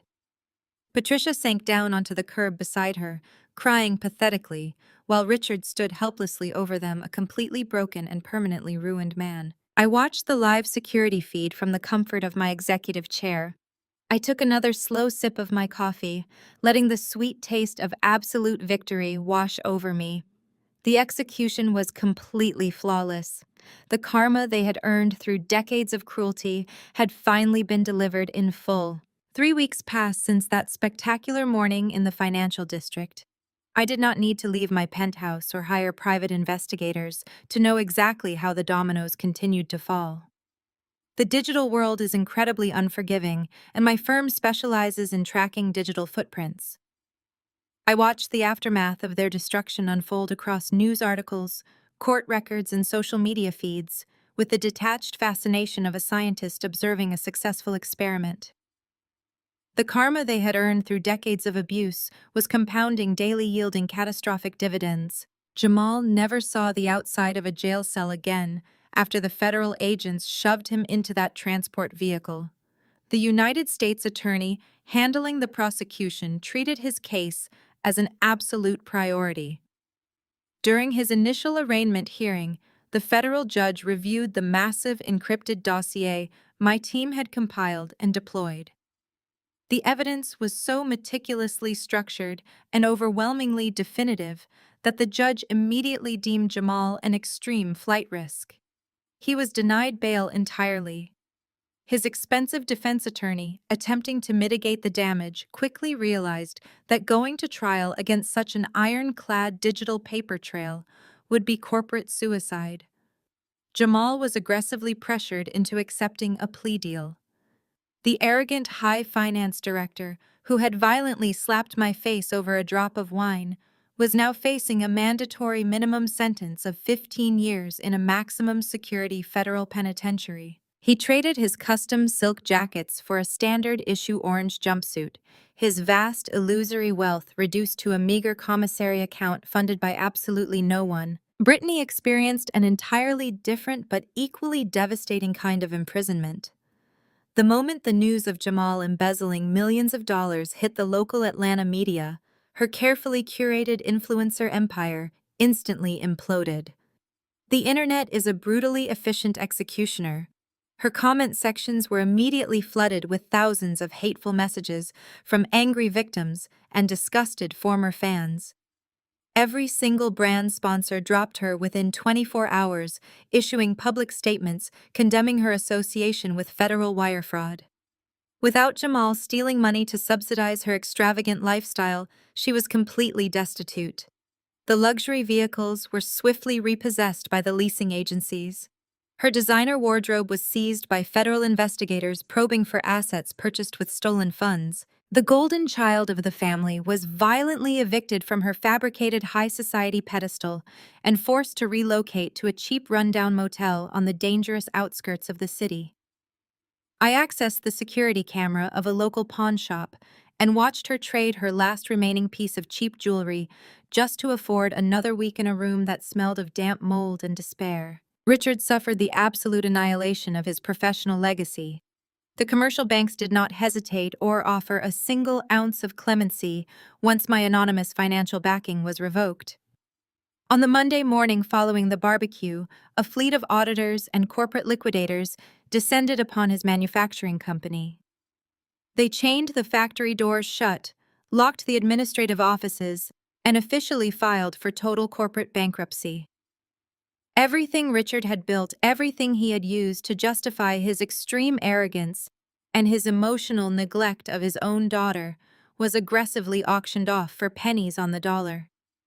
He was forced to stand on the sidewalk outside his former headquarters, watching completely helpless as repo men hauled away his desk, his equipment, and his dignity. The personal bankruptcy followed days later, stripping him of his remaining assets and forcing him into an impoverished retirement he was entirely unprepared to navigate. Patricia faced the most poetic and excruciating punishment of them all. The woman who had spent her entire adult life obsessing over social status and degrading anyone she deemed financially inferior was suddenly forced to face extreme poverty. With the corporate accounts frozen, the company liquidated, and massive legal debts mounting from their desperate attempts to secure defense attorneys, Patricia had absolutely no choice but to enter the workforce. She could not rely on her useless degree or her country club connections. She applied for a minimum wage job and was hired as a cashier at a local discount grocery store. The sheer humiliation of her new reality peaked when former members of her elite bridge club intentionally shopped at that specific store just to witness her scanning cheap canned goods. They sneered at her uniform and treated her with the exact same dismissive cruelty she had always directed at the working class. She spent her days standing on aching feet, mechanically bagging groceries, while choking down the bitter pill of her total social exile. Desperation breeds a unique kind of pathetic persistence. Having hit absolute rock bottom, the family attempted to reach out to me for a financial lifeline. They knew my phone numbers and email addresses were blocked, so they began utilizing third parties to penetrate my secure fortress. Distant cousins I had not spoken to in years, and former high school acquaintances suddenly began messaging my corporate accounts, forwarding pathetic pleas from my parents and sister. They begged for a fraction of the money I possessed, claiming they were starving and facing absolute ruin. They tried to leverage the concept of family forgiveness, insisting that blood should not let blood suffer in poverty. I did not entertain a single request or read a single weeping letter. I forwarded every unauthorized communication directly to my elite legal team. My attorneys responded with efficiency. They issued aggressive, binding cease and desist orders to every single third party attempting to broker contact. The legal warnings clearly stated that any further attempts to deliver messages from Richard, Patricia, Brittany, or Jamal would be treated as coordinated harassment and prosecuted to the fullest extent of the law. The heavy iron doors of my life slammed firmly and permanently shut. The cutoff was absolute and irreversible. I successfully excised the cancer that had plagued my existence since childhood, ensuring they would never again drain my resources or poison my peace forever. Word count: do not use any titles. Use an engaging and concise writing style and avoid rambling. Make the structure clear so it can be easily connected to other parts. Remember to remove meaningless three-dot pauses because I use an AI voice section, 21,000 words narrative, focus, resolution, and the empowering outro. Plot points. Claire is seen in her quiet, beautifully designed penthouse office looking out over the Atlanta skyline. She is relaxed, happy, and surrounded by her loyal development team who treat her with genuine respect. The lesson. She reflects on the pain of her past, realizing that losing her toxic biological family was the price of admission to a life of true freedom and immense success. Family is who respects you, not who shares your DNA. Outro: respect cannot be begged from those who look down on you. It can only be taken by smashing their illusions of power. Have you ever had to stand up and destroy the narrative of a toxic family member? Tell me your story in the comments. Don't forget to like and subscribe, and remember, never let anyone make you feel small in your own life. The crisp morning light flooded through the floor-to-ceiling glass windows of my private penthouse office. High above the bustling streets of Atlanta, the chaotic noise of the city was reduced to a peaceful, distant hum. I stood near the expansive glass wall, holding a steaming mug of artisanal coffee, looking down at the very financial district where my former family had experienced their ultimate public reckoning just weeks ago. The view from up here was spectacular, but the absolute clarity it provided was even more beautiful. I was no longer a terrified outcast sleeping in a freezing rusted car. I was a sovereign entity ruling over a digital fortress I had built entirely with my own two hands. The heavy oak door to my office opened with a soft click. I turned away from the panoramic skyline to see David, my lead systems architect, walking in alongside three of my top developers. They were not carrying heavy trays of wine glasses or demanding I flip burgers in the sweltering heat. They were carrying the finalized contract for our newest global banking client. David smiled warmly, sliding the thick leather-bound portfolio onto my pristine glass desk. He did not address me with the cruel condescension my brother-in-law had used. He spoke with the deep, unwavering respect that can only be earned through shared struggles and mutual triumph. We successfully locked down the international server migration, Claire David announced, his voice filled with genuine professional pride. The client is absolutely thrilled with the new encryption protocols. You completely outdid yourself on the security architecture this time. The board wants to schedule a celebratory dinner with you next week to express their gratitude personally. I smiled back at him, feeling a profound sense of warmth radiate through my chest. Excellent work, everyone, I replied, looking at each member of my dedicated team. We secured this massive victory together. I know the past few weeks required incredibly long hours and extreme dedication. Take the rest of the afternoon off and put lunch on the corporate account. You have all earned a proper celebration. The developers beamed, exchanging high fives before heading out the door. David lingered for a brief moment, recognizing the quiet satisfaction in my eyes. You look different these days, boss. He noted, his tone shifting from professional to purely supportive. You look lighter. Like a massive storm finally passed.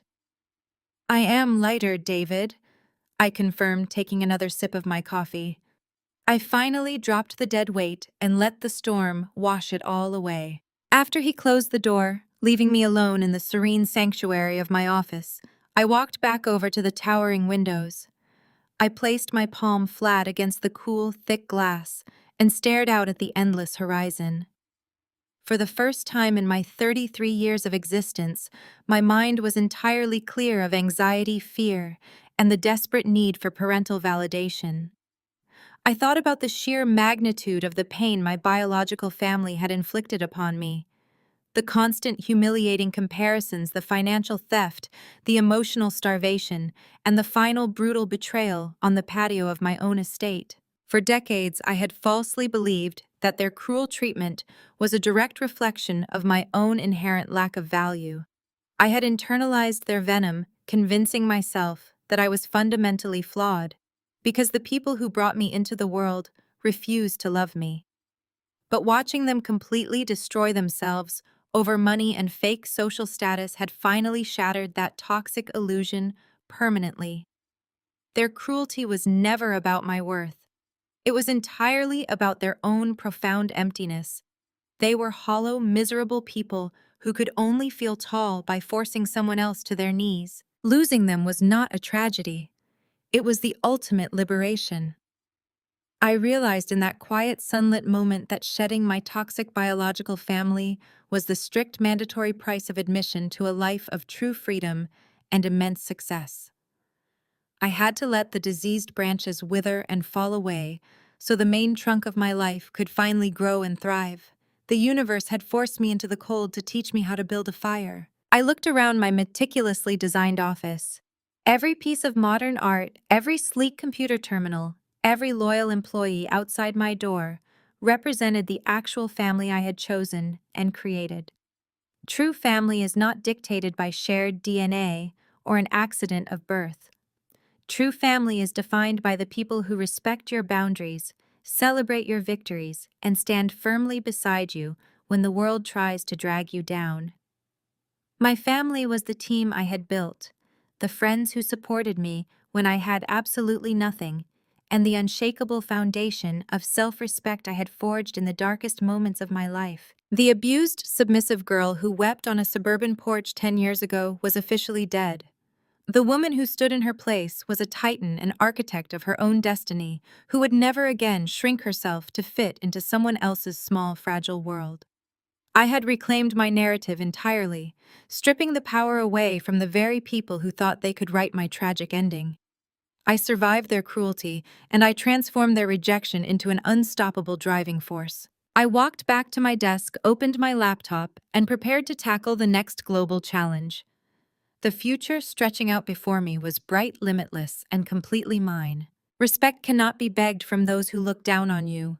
It can only be taken by smashing their illusions of power. Have you ever had to stand up and destroy the narrative of a toxic family member? Tell me your story in the comments. Don't forget to like and subscribe, and remember, never let anyone make you feel small in your own life.